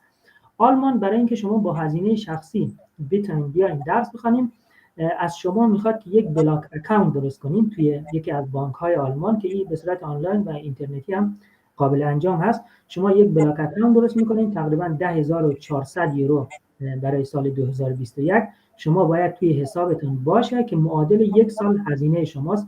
فکر میکنم ماهیانه $830 هزینه شما رو حساب میکنن، به ازای 1 سال هزینه خود داشته باشید توی بانک بذارید، بعد با همون نامه بلاک اکانت و نامه پذیرش که از دانشگاه گرفتید و مابقی مدارکی که سفارت از شما میخواد میتونید درخواست ویزا بدید و بیایید. و شاید بیشتر از 80% یا شاید 90% دانشجوهایی که میان آلمان با هزینه شخصی میان، این همه آدم ها بورسیه نمیگیرن. اون هزینه شخصی هم اینطور نیست که دولت از شما بگیره و قرار باشه شما به اونها بپردازید. اون هزینه رو شما توی بانک اینجا توی یکی از بانک‌های آلمان میگذارین، بعد که آمدین وارد آلمان شدین ماهانه از اون پولی که توی بانک گذاشتین به حساب شما ریخته میشه و شما خرج زندگی خود میکنین. یعنی شما ضمانت میکنین که ما 1 سال هزینه زندگی خود داریم که معادل 10,000 تقریبا 400 یورو میشه. و اون موقعی که اینجا آمدین خب اون پول کم کم برمی‌دارین و وقتی اینجا اومدین اون موقع هم فرصت هست که شما برای خیلی از بورسیه‌ها اقدام کنین که توی بخش بعد جناب آقای ملک زاده بیشتر تشریح میکنن.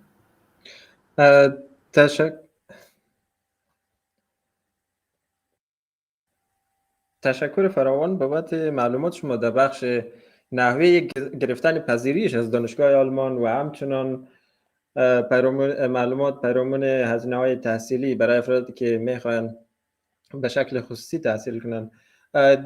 به شکل خصوصی قسمی هستن که شما قبولی را از دانشگاه‌های دولتی آلمان میگیرین و در حقیقت تنها هزینه یا مصارف خود پرداخت میکنین. هزینه یا مصارفتان میشه که منابع بورسیه دهنده به دوش بگیره که شما بورسیه میگیرین که شخصی آمدین معلومات آقای رضایی.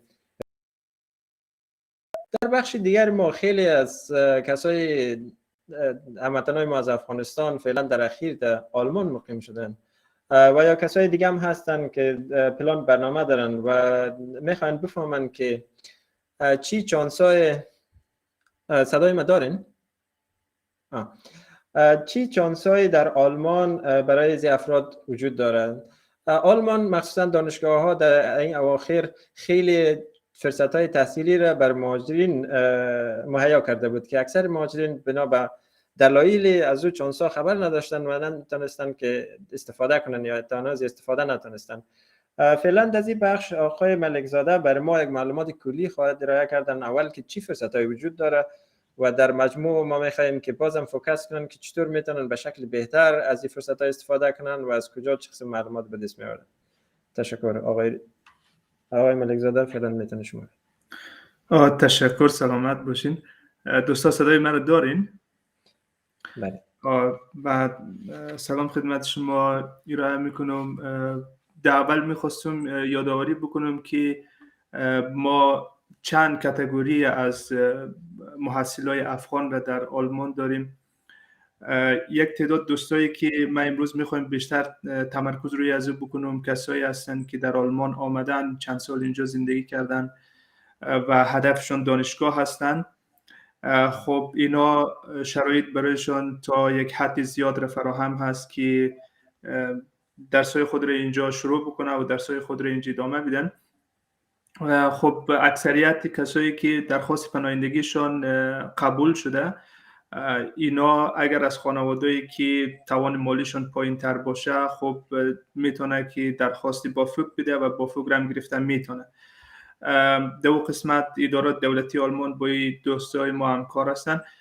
خب منظور من بیشتر از بافوق هست، یعنی زمینای از اینکه بتونن استیپندیوم یا بورسیه بگیرن، چون که بورسیه برای یک دانشجو در کنار از اینکه سهولت‌های مالی میاره، از نظر ورکشاپ‌های خیلی خوب، اکادمیای زمستانی و تابستانی، فرصت‌های تحصیلی در بیرون از آلمان را فراهم میکنه و شامل یک دسته از دانشجویایی میشن که واقعا فرصت‌های خوب را میتونن در آینده باز تعقیب بکنن و به دست بیارن. ما در اینجا از این دوستا خواهش ما همیه که اقدام بکنن. ما در لیستی که ترتیب دادیم، یه لیست همراه شما شریکم میشه. ما یک تعداد از این مؤسسات را یادآوری میکنم که دوستای افغان ما در اونجا کاندید کردن خود به خاطر بورسیه و موفقانه بورسیه هم گرفتن. یعنی اگر شما قبلا خودتان سرچ کرده باشین که چه تعداد مؤسسات اینجا هستن که بورسیه میده، بالای 300 400 تاه، ولی من 6 تا انتخاب کردم که 6 تا موثق هستن، کمکشون بیشتر از بقیه مؤسسات هست و خصوصا برنامه‌های مخصوص برای مهاجرین داره. یعنی یک بخش خاص داره که بتونه مهاجرین را در این بورسیا ادغام بکنه، یعنی فرصت‌های خوبتر برشون ایجاد بکنه. از او جمله Studienstiftung des deutschen Volkes جایی هست که ما برای لیسانس خود و برای دوره ماستری خود ازشان بورسیه گرفتیم. شما میتونید برای از این مسئله درخواست بورسیه بدین. خب این برای مقطع لیسانس داره، برای مقطع ماستری داره و برای مقطع دکترا هم داره. این بستگی به شما داره که شما فعلا در کدام از این مرحله هستید. او تعداد از دوستای ما که در صنف 12 هستن، یعنی در گیمنازیوم و ابیتوهای خود نوشتن میکنه، برای اونا مهمی است که با استادای خود در تماس باشن. در کنار از اینکه نوت خوب داخل مکتب میاره، یک گود اختند آلمانی یا که یک برگه که استادا تایید بکنه بگویه که درس شاگرد خوب است، اینمی پیشنهادیه فرستاده میشه برای از شتیفتونگ و درخواست بورسیه میدین. اینا شما رو دعوت میکنه برای Auswahlverfahren، در جایی که باز شما با دیگه دانشجوها رقابت میکنین و امی پروسه رو طی میکنین تا اینکه بورسیه رو بگیرین. یک قسمت های صحبت ها رو جان قبلا گفته که مهم در امی پروسه ای هسته که شما امو موتیواسیون خود و امو پلان برنامه خود را در دوران دانشگاه و چیزایی که قبلا انجام دادین، یعنی امو سی وی یا لیبنسلاف خود برشان ارائه بدین. و ما خیلی امیدوار هستیم که یک تعداد زیاد از دوستان میتونن که همچو یک فرصت را به دست بیارن. دوستایی که فعلا در لیسانس هستن، یعنی سمستر اول دوم سوم را خواندن، اینا هم میتونن درخواست بدن برای بورسیه.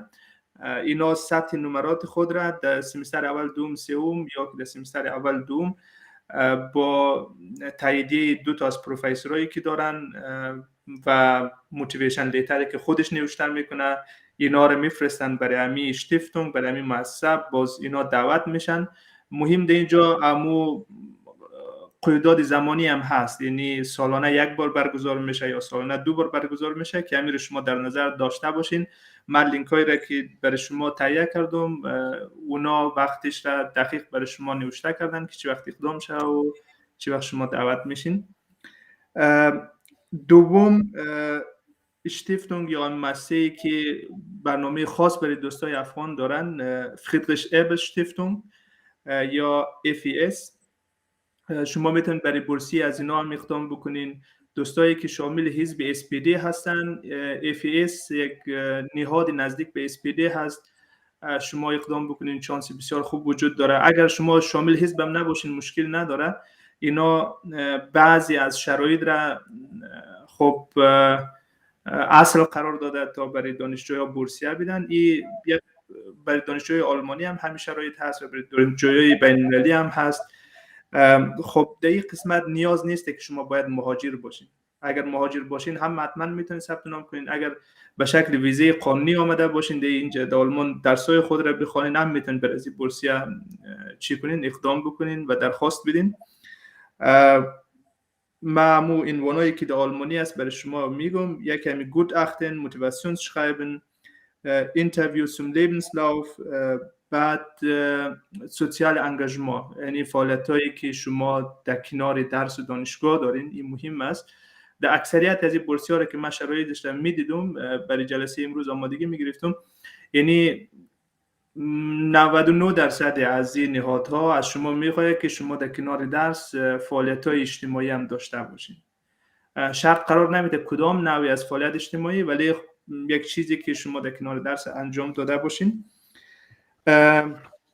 و اکثریتشان نوت خوب میخواهند، یعنی شما اقدام بکنین، یعنی برای بورسیه درخواست بدین. اگر نوت خوب نداشتین هم مشکل نداره، ولی اگر نوت بهتر داشته باشین خب به اون اندازه برای شما کمک میکنه که باز موفقانه درخواست خود پیش ببرین. من حزب نهاد بعدی را میخواستم یادآوری بکنم، هاینریش بول شتیفتونگ. دوستایی که در بخش علوم طبیعی و تا یک جای علوم تکنیکی مورد در حال تحصیل هستن، اینا میتونن که شامل حزب شون و اون برنامه و ایده و نظرهایی که دارن از اینجا بورسیه دریافت بکنن. کنراد آدناور شتیفتونگ هم یک مؤسسه هست که برای دوستای افغان، برای دوستای مهاجر یک بخش خاص داره که باز شما میتونین در جریان باشین و اقدام بکنین و از اون سهولت‌ها استفاده کنین. و هانس بوکله شتیفتونگ یه آخرین نهاد است که من برای شما میگم و دوستایی که از اینجا بورسیه دریافت میکنن من امروزشان صحبت کردم. یعنی پروسش طوری هست که همه شما کسایی که در دانشگاه ها هستین، در سمستر اول دوم، کسایی که در ماستری هستن یا کسایی که برای دکترای خود میخواین بورسیه بگیرن، چیزی است که حتما انجام داده میتونین و من خیلی امیدوار هستم که اکثریت دوستا با مو بک‌گراند درسی که از افغانستان دارن یا که در اینجا مشغول درس شدن میتونن موفقانه این مراحل طی بکنن. و در آخر یک پروگرام را من برای شما معرفی میکنم، هیلد دومین پروگرام. این برنامه از طرف وزارت خارجه آلمان همین سال تأسیس شده و هدف از ایجاد این برنامه ای هسته که دانشجویا و دانشمندایی که در کشورهای خود زیر خطر قرار دارن، درسای خود را ادامه دادن نمیتونن، برای از اینا شرایط را فراهم کنن که بتونه در کشور دومی یا سومی با درس و دانشگاه خود ادامه بده. در اینجا مهمیه که شما 2 پروفسوری که با شما آشنا باشه، با برنامه شما آشنا باشه، آشنا شوین و اونا شما رو پیشنهاد کنه برای هیلد. وقتی شما پیشنهاد میشین، اونا باز از طریق دیاده با شما در تماس میشن و امو پروسه را همراه شما طی میکنه که مثل مؤسسات دیگه بعضی شرایط دارن که او درسی که شما تا فعلا را خواندین، سطح نمراتی که داشتین و امو شرایط خطری که دارین را برشان بازگو کنین و خوبیش یک تعداد از دوستان میتونن از این طریق از افغانستان یعنی پروسه از اونجا شروع بکنن، بعداً بیاین در آلمان که یک راه خروج هم هست برای اکثریت دوستا و ادامه درس. من امی تعداد از مؤسسات را برای شما آماده کرده بودم، لینک ها هست. سوال در این مورد وجود داشته باشه من در خدمت شماست. تشکر. آقای ملکزاده بسیار تشکر، معلومات بسیار مفیدی بود. دوستان ما بعضی سوالات داشتن در چت، سوالا رو ما بعداً در آخر خواهیم پرسید. آقای ملکزاده، زیادتر ما دوستانی که در آخر در آلمان مقیم شدن اینا بک‌گراند تحصیلی خوب دارن در افغانستان، سند مکتب دارن اکثرشان. از اون جایی که ما دیدیم اینا فکر میکنن که سند مکتبشون اینجا نمیچلن، یا در مجموع از چانسایی که در دانشگاه وجود دارن خبر ندارن، مثل کورسای زبان اینا که من مطمئنم اینا میتونن اقدام کنن و از این چانس ها مستفید شون. تجربه خود شما چی بودن؟ اینا چطور میتونن که اسناد خود در دانشگاه ارائه کنن و یا این با اسناد از یا چه قسم برخورد خواهد شدن؟ تشکر. بسیار کوتاه بفرمایید. حتما. من دمی خصوص 1 سال امروی فخای اونیورسیته در برلین کار کردم. یک برنامه مخصوص درست کرده بودن که Refugee Welcome at FU، یعنی برنامه خوشامدگویی مهاجرین در دانشگاه FU. خب تمام سندهای صنف 12 افغانستان در آلمان قبول میشن. در کناری از او اگر شما بخواید با سند صنف 12 خود ادامه به تحصیل بدین، شما چیزی که نیاز دارین این است که اسناد صنف 12 خود با مو سطح نمرات 3 سال اخیر بفرستین برای اونی اسیست اونا رو برای شما تایید میکنه. بعد از اون شما باید اقدام بکنید برای استودنت کالیگ. در استودنت کالیگ 4 رشته مثلا تقسیم میشه، چون صنف 12 افغانستان ما تو تمرکز روی یک موضوع نداره، یعنی آماده برای همه رشته است.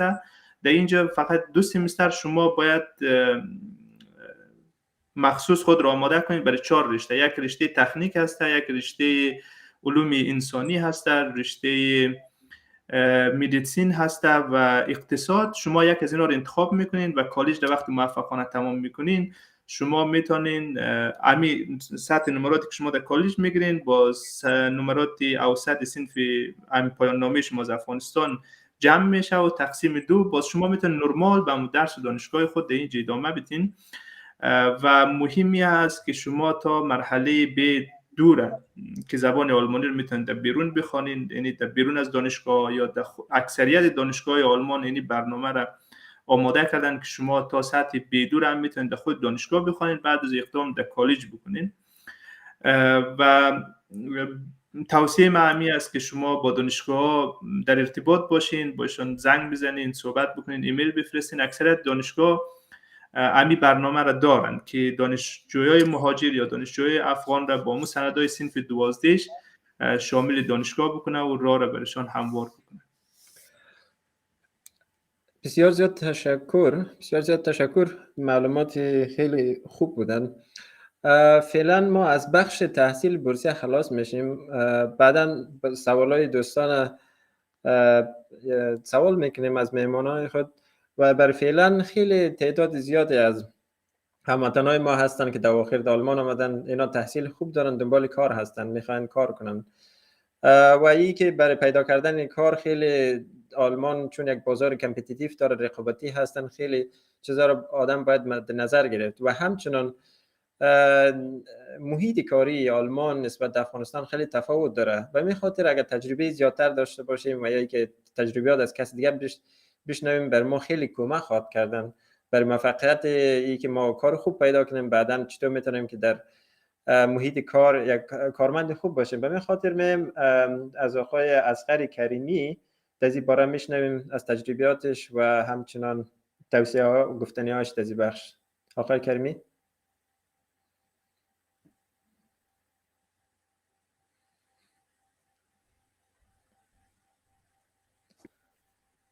عرض سلام دارم خدمت همه دوستان. صدای من رو میشنوید؟ امیدوارم که بشنوید. تشکر سلیم جان و دوستان دیگه که در بخش تحصیل معلومات خوب و مفید دادن. سلام خدمت دوستایی که ما رو میبینند و صدای من رو میشنوند. بخش معرفی انجام شد و من چند مورد نظر به تجربه‌ای که در این چند سال در آلمان داشتم بعد از سال 2009 که تحصیل بود و بعد از 2011 در 10 سال در مجموع در 4 شرکت و درجات مختلف آلمانی در بخش‌های تکنیکی و انجینری که کار کردم، فکر می‌کنم بعضی مسائلی است که شاید همیشه گفته نشده باشه یا در خیلی جا آدم این معلومات پیدا نتونه و نظر به تجربه هر شخص هست و چیزهایی که دیده.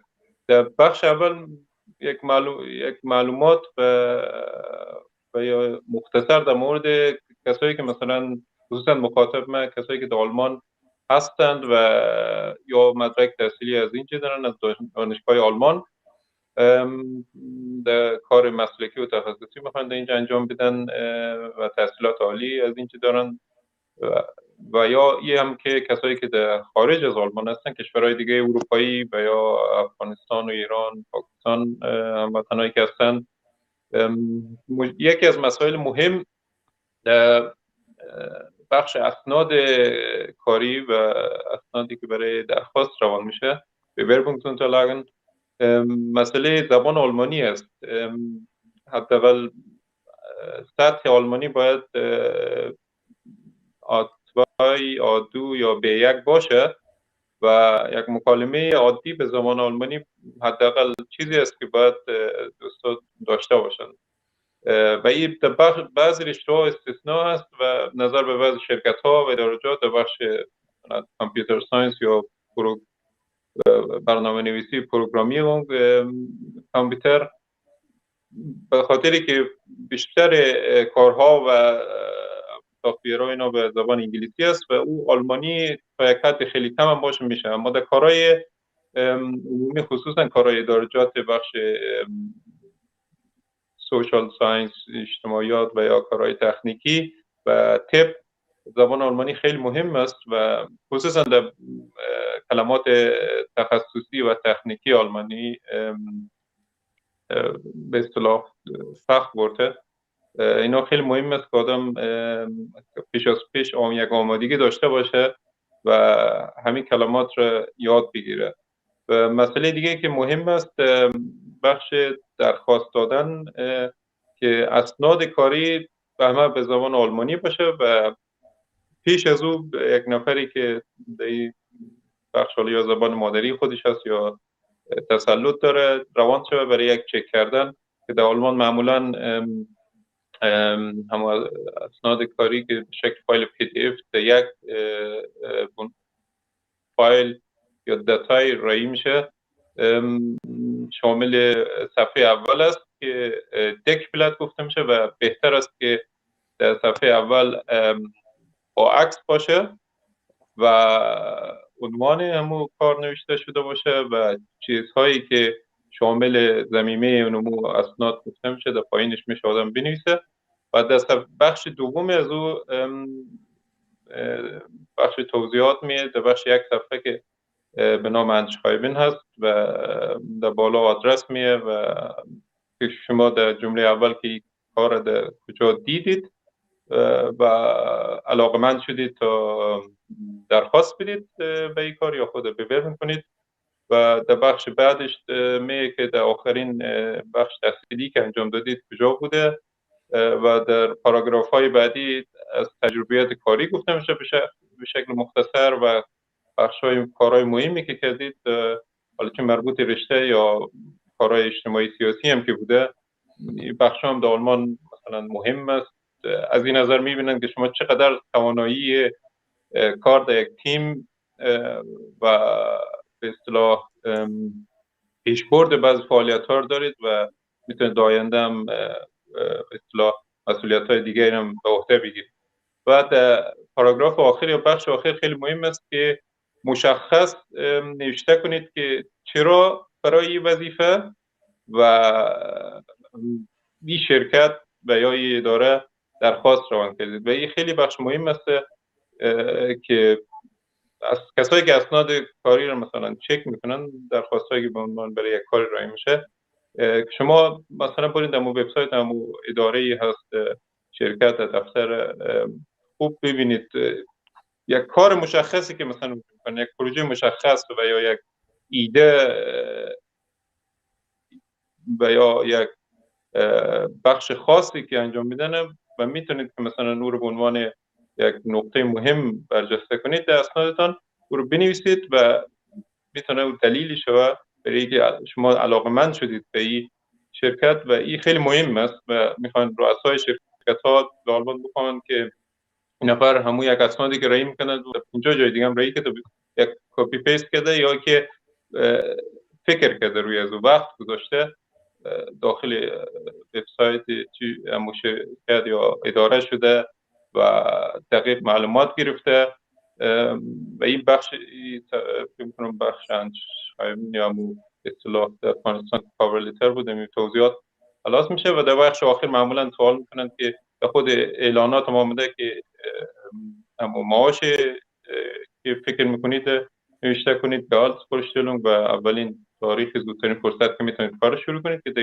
جمله آخر میه و معمولا نوشته میشم که شما انتظار دارید و خوشحال میشید که یک جواب مثبت بگیرید و در آخر با نام و امضا.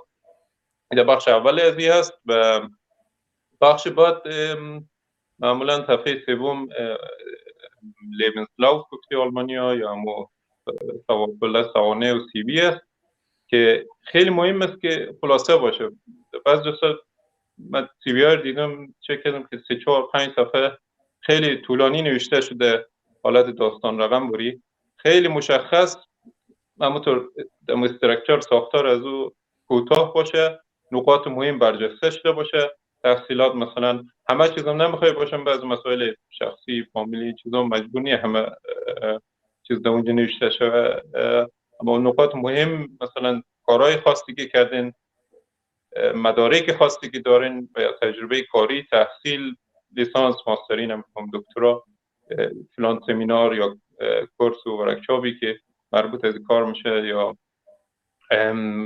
بخش زبان آلمانی یا زبانهای دیگه که بلد هستین خیلی مهمه و همچنین اگر در کدام مؤسسات دیگه احساب دیگه مثلا کدام ورکشاپی داشتین مربوط ساختن یک تیم و یا کار جمعی بوده و یا کدام فرانسیال یا به اصطلاح سمینار و کنفرانس همکاری کردید، کارهای جمعی هم خیلی مهم است، میتونید بخش تجربه نوشته کنید و معمولا خوب است که در یک صفحه خلاص شوه و یا نهایتا 2 صفحه از این زیادتر نشوه و داخل با امضا و بعد از او بخش اسناد میه که معمولا از آخرین سند گرفتید، مثلا دکترا دارید، ماستری دارید، لیسانس دارید، از او شروع میشه اسنادهای دانشگاه رو ضمیمی همی فایل پی دی اف میکنید بعد از تی وی یا لیبنسلاوف و 2-3 موردی که هست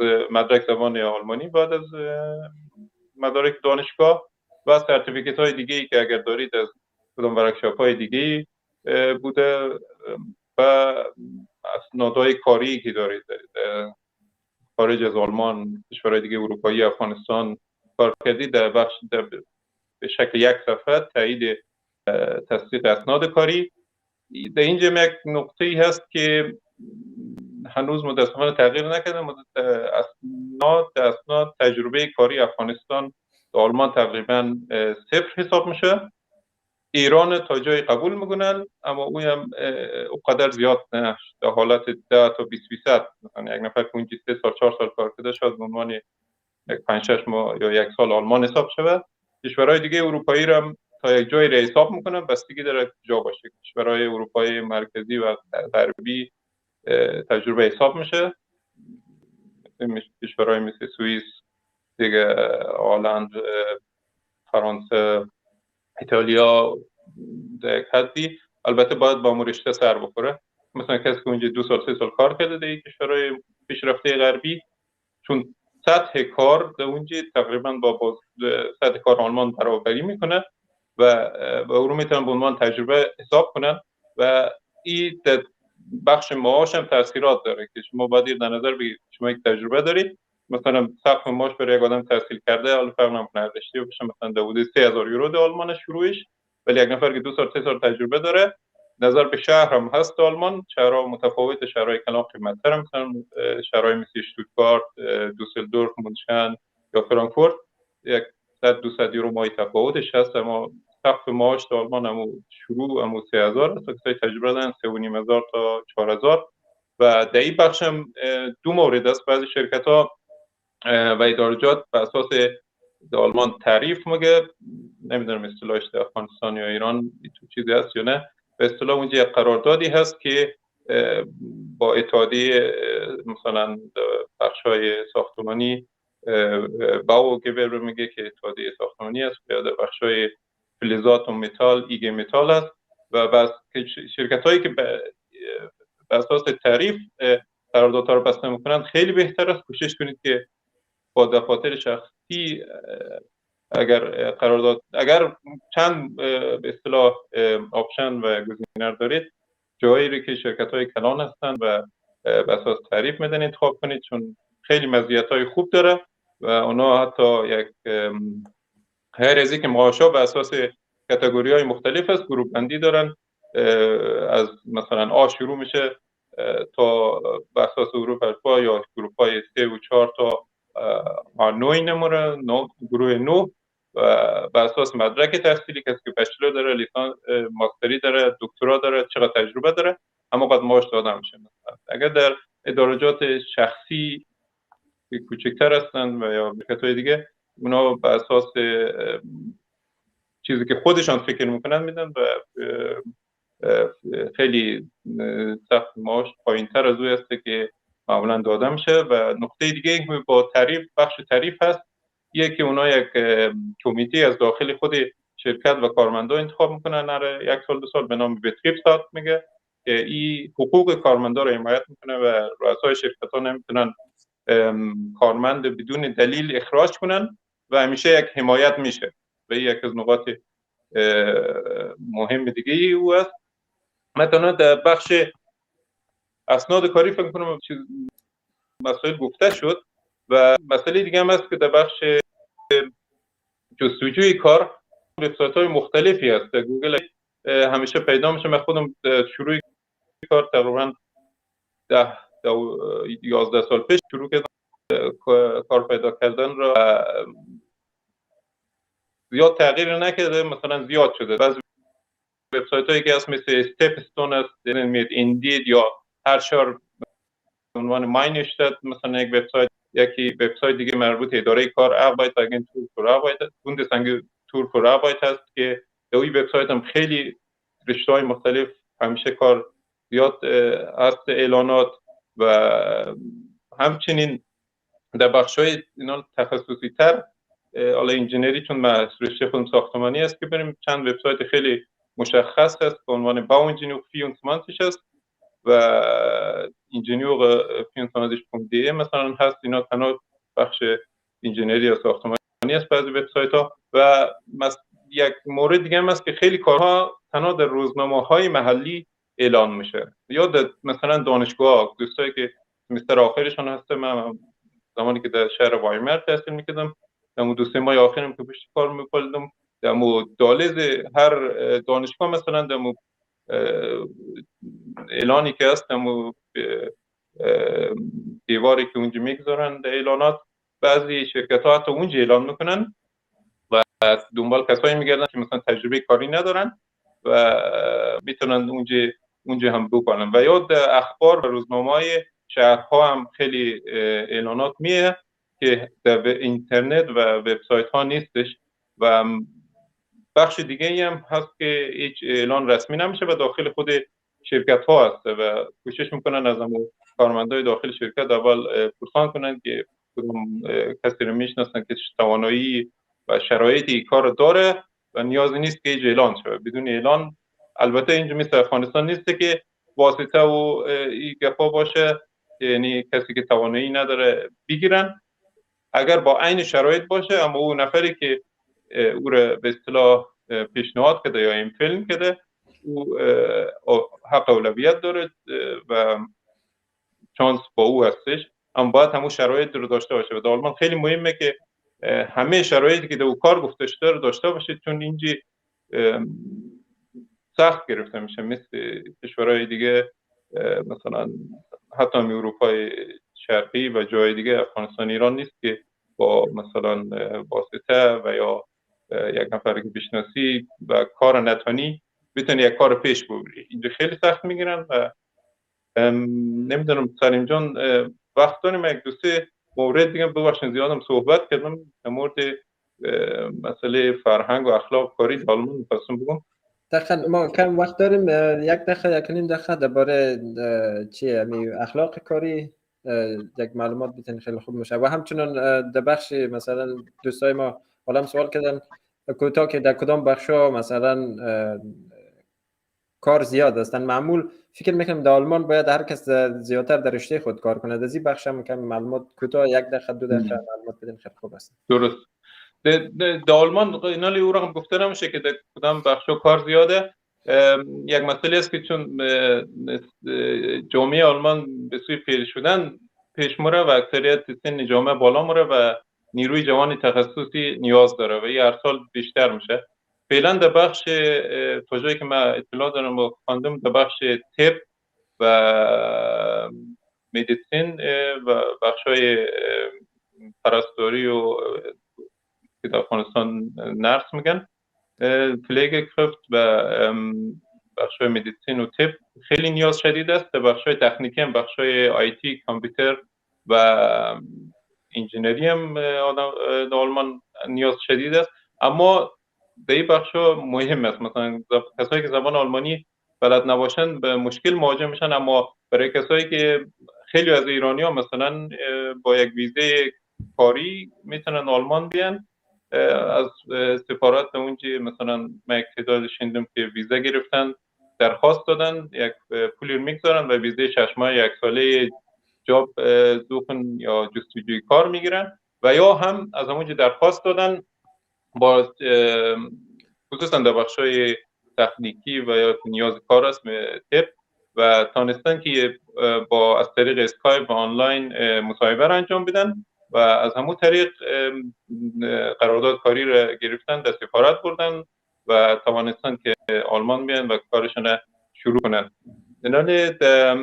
به همون خاطر کار هست، شما باید تنها شرایط همون کار رو ببینید و اکثریت گفتم زبان آلمانی نیاز است. تنها به انگلیسی خیلی مشکل است. تنها شرکت‌های بین‌المللی هستن و مانند مثلا زیمنس و خیلی شرکت‌های کلان دیگه، اما اونها هم همه کارهایشون به انگلیسی نیست، کارهای بخش آلمانی دارن. اما در کامپیوتر بعض شرکت‌های مثل اضافی هست که در نزدیک فرانکفورت اینجا مثلا هست، خیلی از هند میارن، تخصص در بخش کامپیوتر دارن. البته اونها خیلی پیش هستن در این بخش و نیاز کامل به زبان آلمانی ندارند. یک چند کلمه روزانه که صحبت میکنن همون کفایت میکنه. چند نکته که در بخش برخوردها و روابط اجتماعی و خصوصا کار در محیط و جامعه آلمان است که می‌خواستم بگم. مسئله که است استفاده کامل و درست از وقت کاری روزانه است که در آلمان مثلا مانند کشورهای دیگه نیست که شما بتونید از وسایل شرکت کار شخصی استفاده کنید، از اینترنت، موبایل شخصی در زمان کار. اینجا خیلی مهم است که آدم وقت کاری را تنها برای هم کاری که در نظر گرفته شده استفاده کنه و مثلا اگر تلفن شخصی دارین یا چت، اینا تنها در وقت وقفه یا مپاوزه‌ای که هست باید انجام شود. اگر میخواین در کار واقعا کار جدی پیش ببرین و پیشرفت کنین، نکات خیلی مهمه. و مسئله دیگه هم که هست در آلمان هدف و پلان و موثریت و توانمندی افراد خیلی مهم است و اینجا همون منظور گفته بودم ارتباطات، دوستی، روابط اجتماعی اهمیت دارد، اما در مرحله بعد و به همون خاطر در هر شرکت و مدیرا و رئیسای شرکت ها که هستن اول همه مسئله پلان و موثریت کارمندار میبینن تا روابط دوستانه و اجتماعی یا روابط فامیلیشون در مرحله بعدی میاد. و مسئله دیگه هم که در آلمان مهم است بخش کاری قطعیت و شفافیت و قانون در کارهای دولتی و شرکت‌های آلمانی خیلی مهم است که در نظر بگیرید. و مسئله دیگه سر وقت بودن و مدیریت زمان خیلی مهم است که فرق نمی‌کنه اگر در کدام مصاحبه هم که هستید، خیلی باید سر وقت باشید. اگر فکر می‌کنید که نمی‌رسید باید حتما پیش از پیش خبر بدید، مثلا 5 دقیقه ناوقت‌تر می‌رسید در یک قرار ملاقات مصاحبه. و همچنین در تسلیم پروژه ها مثلا اگر رئیس شما مثلا یک پروژه داده تا این وقت خلاص شد، اگر می‌بینید که در اساس زمان تعیین شده خلاص نمیشه، حتما پیش از پیش باید خبر بدید، چون در آلمان همه چیز پروژه زمان بندی شده و امکان تغییر از او مشکل است و باید پیش و پیش افرادی مسئول هستند خبر داشته باشند. و مسئله دیگه هم صداقت و راستی با افراد و همچنین همکارا چی با رؤسای شرکت، چی در وقت مصاحبه، همچنین با یاد اسناد کاری هم همه چی باید تعیینش داشته، چیزی دروغ و غیر شفاف نباشه در اسنادی که در کاری لیمنتراکس بینش نمیکنه و همچنین در انجام پروژه ها و کاری هم که روزانه در اونجا در شرکت یا اداره‌ای که هستید انجام میدید و همچنین احترام به کارمندا و احترام متقابل خیلی مهم است. و در مسائل دیگه هم که هست روزهای رخصتی در آلمان هست، فرهنگ، تاریخ و مسائل مذهبی، رسم و رواج‌ها رو باید آدم خوب بلد باشه در محیط کار و این هم یک بخشی از ادغام یا اینتگراسیون است و همچنین در محیط کارم میتونه آدم بیشتر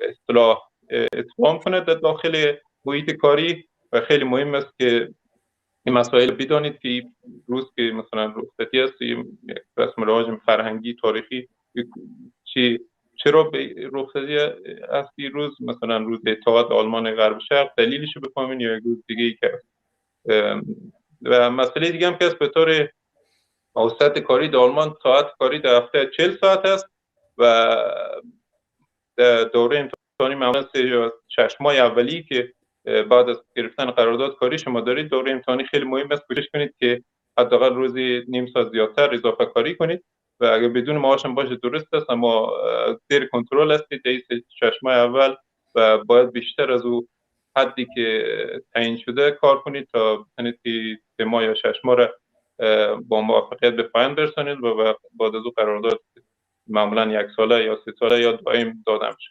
و مسئله دیگه هم که مهم است چی در دوره امتحانی و بعد از او همیشه با مسئول بخشتان یا رئیس شرکت در ارتباط باشین و هر چند ماه نظر اگر او پرسان نمیکنه شما پرسان کنید در مورد کارهایی که میکنید، گزارش بدید چی کارهایی کردید، چه فعالیتایی میخواید در آینده انجام بدید و همیشه یک فیدبک شما خودتان هم بدید از کارهایی که میکنید. و مسئله دیگه هم که هست در آلمانی ها زندگی شخصی و کار را جدا از هم دیگه فکر میکنن و معمولا علاقه ندارن اکثریت کارمندا که در آخر هفته یا وقت زمان بعد از کار با همکارا ببینن. و چند مورد دیگه هم هست که مسئله مالیات هست که شاید اکثریت دوستان شنیده باشن که در آلمان مالیات و تصفیه حساب مالیاتی خیلی مهم است و این مسائل باید هر سال انجام بشه. و دیگه مورد خاصی دیگه که من نمیدونم، باز اگر سوالی بود. تشکر. آقای شریفی تشکر زیاد، معلومات خیلی خوب بود در بخش کاری. دوستان هم رقم که ما گفتیم اول، حالا میایم در بخش سوالای شما و پیش از اینکه که سوالای شما رو سوال کنیم، معلوماتی که مهمانای ما یادآور شدن مثل وبسایت ها برای جستجوی کار و همچنان وبسایت های برای جستجوی بورسیه دانشگاه اینا، ما در صفحه‌ای که فعلا در صفحه افغانستان فوروم شما بیننده هستین در این صفحه میگذاریم، آیا به شکل لینک شما میتونید بعد از اونجا دسترسی کنین یا که لینک فایل میگذاریم که بعدا میتونیم که همه لیست ها رو ببینین.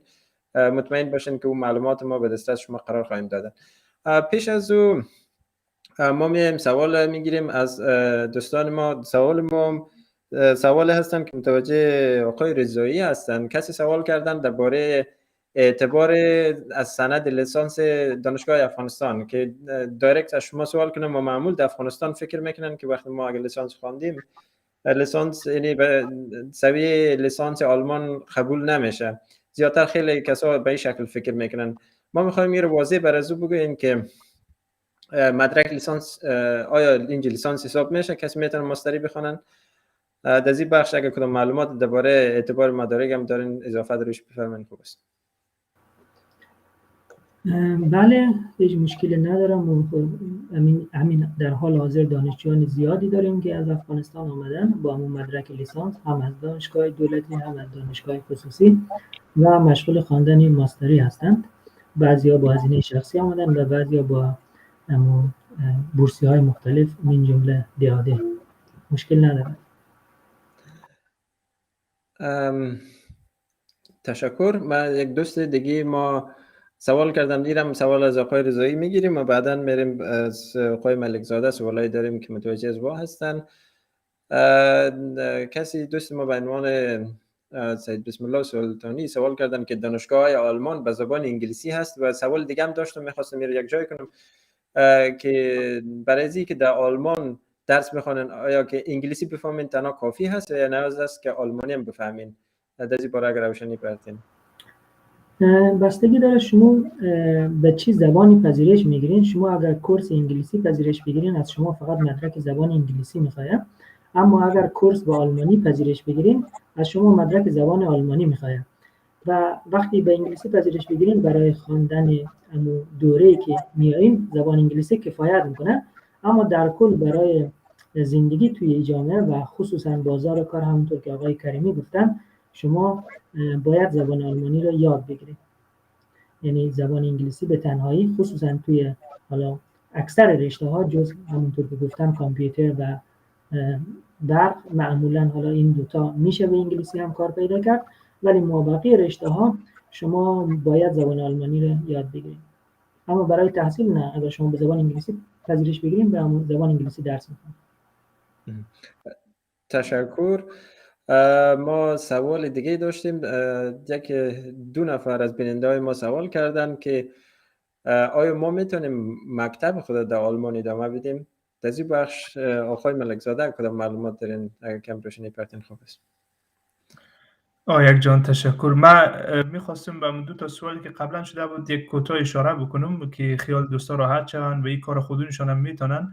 شما میتونین سند صنف 12 خود را و سند لیسانس خود را در صفحه اونیاسیست که به نام انابین یاد میشه در اونجا خود شما ببینین، چک کنین که سند شما در آلمان پذیرفته میشه یا نه، که سندهای صنف 12 افغانستان اکثرا پذیرفته میشه و سند لیسانس همچنان. یعنی بعضی از دوستا هستن میگه تا سمستر 5 خواندیم بعدش خواندن نتونستیم، ما 5 سمستر کمک میکنه که باز ادامه زیر در آلمان خوانده بتونیم. اینا چیزایی هستن که شما در صفحه اونیاسیست میشه که خودتون ببینین. از افغانستان هم امکانش وجود داره و دیادی هم یک چی داره که شما اسناد خود میتونید بررسی بکنین.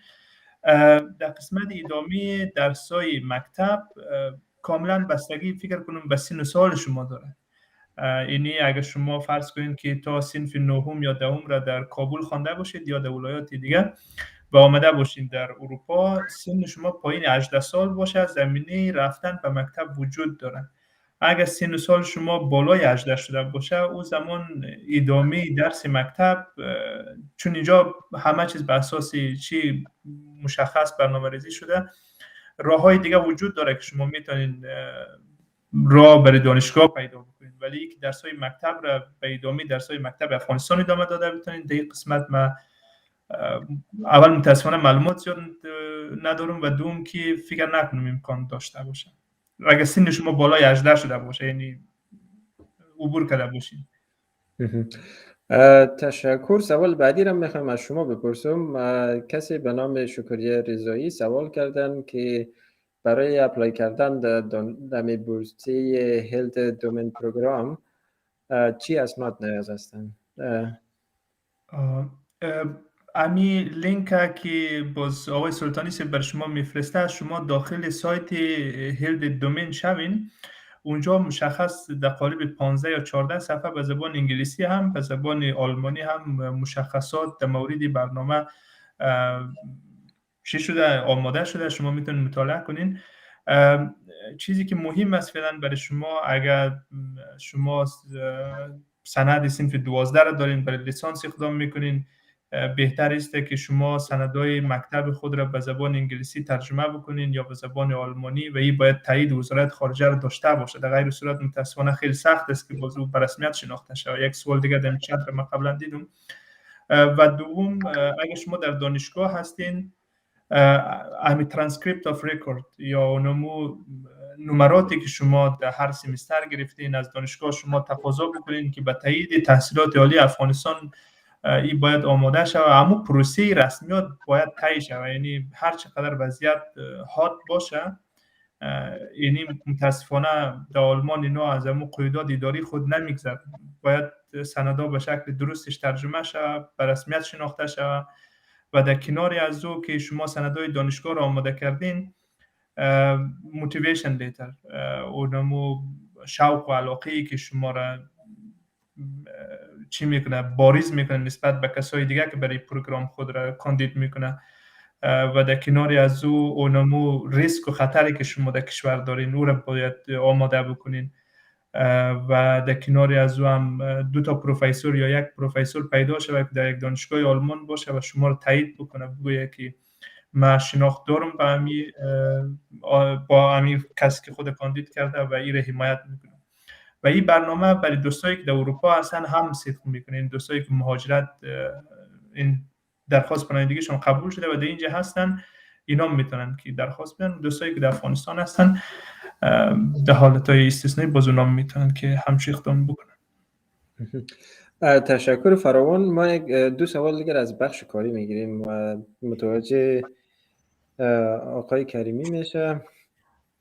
کسی سوال کردن که آیا تبعیض در برابر اتباع خارجی در آلمان وجود داره؟ منظور شاید در کار و جای دیگه باشه. و بعدیشون سوالش میخوام که اگر در صورت مثلا هر کدام شما معلومات داشتین، اگر آقای کریمی معلومات نداشتن، من مطمئن هستم که یک رای شما پیشتر آقای کریمی هم اشاره کردن که شما اگر در صورت قبولی کار داشته باشین از ایران، از افغانستان یا هر جای دیگه، شما میتونین مستقیم ویزا بگیرین و بیاین اینجا مستقیم کار خود شروع کنین. در حقیقت دلیل بر ویزا گرفتن میشه. میتونین در این باره معلومات بدین؟ تشکر. در مورد تبعیض چه در مجموع بگیم، چه در گرفتن کار که درخواست آدم رای میکنه و یا در محیط کاری.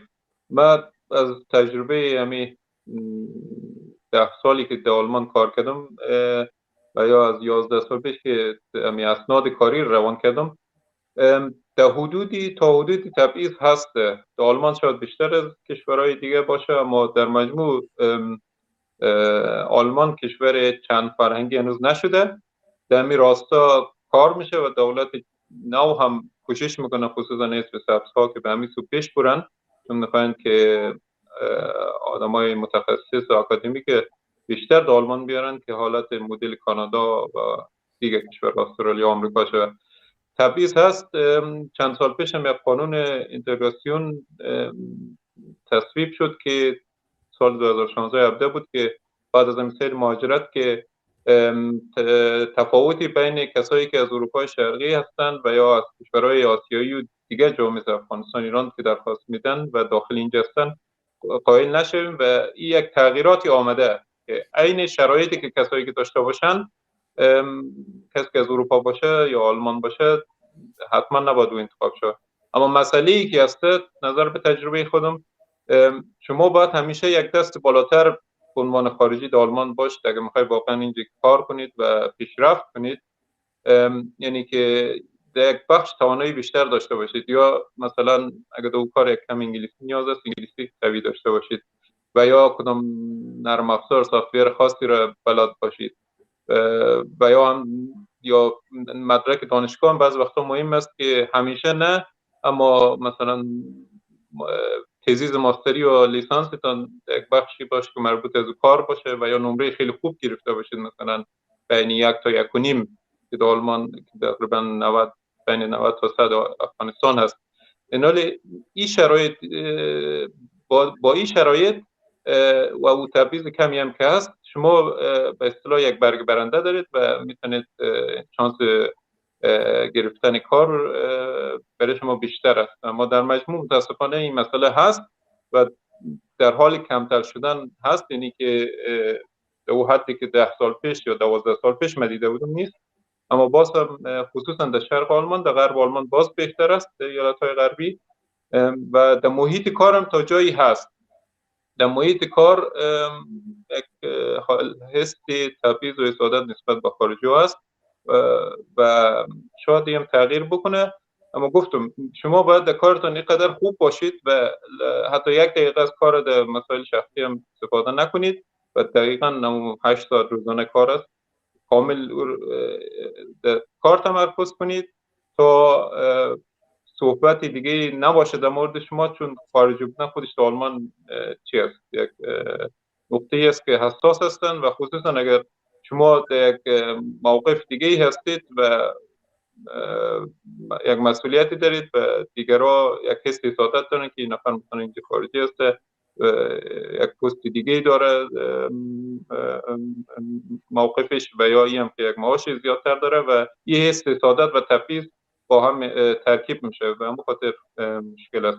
در بخش دیگه که سوال شده بود من فکر میکنم وقتی قرارداد کاری وقتی از بیشتر کسایی که ایرانی ها کار کردن اگر از طریق اسکایپ یا آنلاین مصاحبه انجام شده اینترویو و قرارداد و اوکی شده، قرارداد کاری آمده، از سفارت هایی که در ایران بودم انجام خود ایرانی ها مثلا ویزا گرفتن، شاید از افغانستان هم کسایی که در پاکستان هستن بتونن از همین طریق ویزا بگیرن و با گرفتن قرارداد کاری و ویزا در آلمان بیاین. تشکر. تشکر فراوان از همه دوستانی که بیننده بودن و همچنان از مهمانای گرامی ما. برنامه ما رو به ختم هسته و امیدوارم که تمام سوالای شما رو جواب داده باشیم. ما لینک های مورد نیاز و تمام معلومات در روی صفحه افغانستان فروم میگذاریم. شما معمول زیادتر لینک دانشگاه ها را میتونین آنلاین پیدا کنین اگه میخواین با پروفسورها یا با کسایی که دانشگاه اونجا میخواین اپلای کنین و معلومات شرایط کدام اسناد چیزای دیگر نیاز داره اونجا مشخص در وبسایت ها نوشته شده هست و در بخشای کاری همچنان میتونین معلومات آنلاین پیدا کنین. تا برنامه بعدی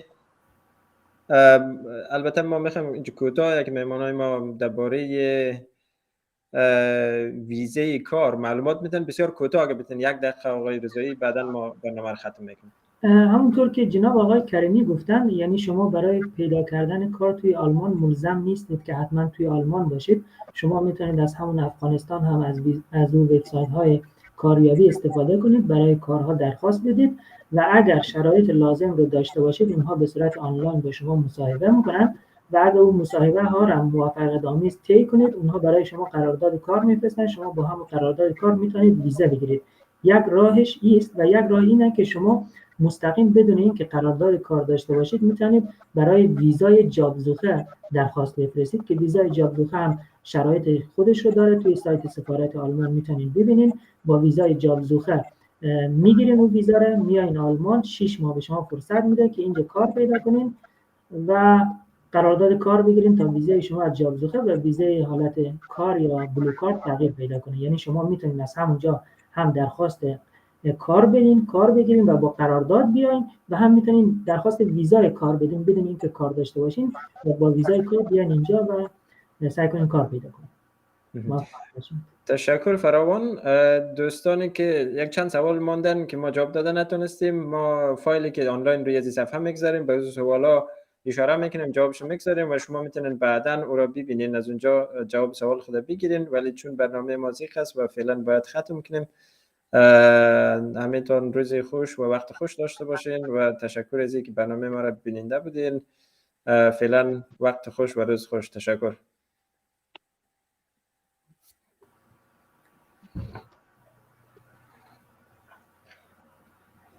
تشکر. خداحافظ. روز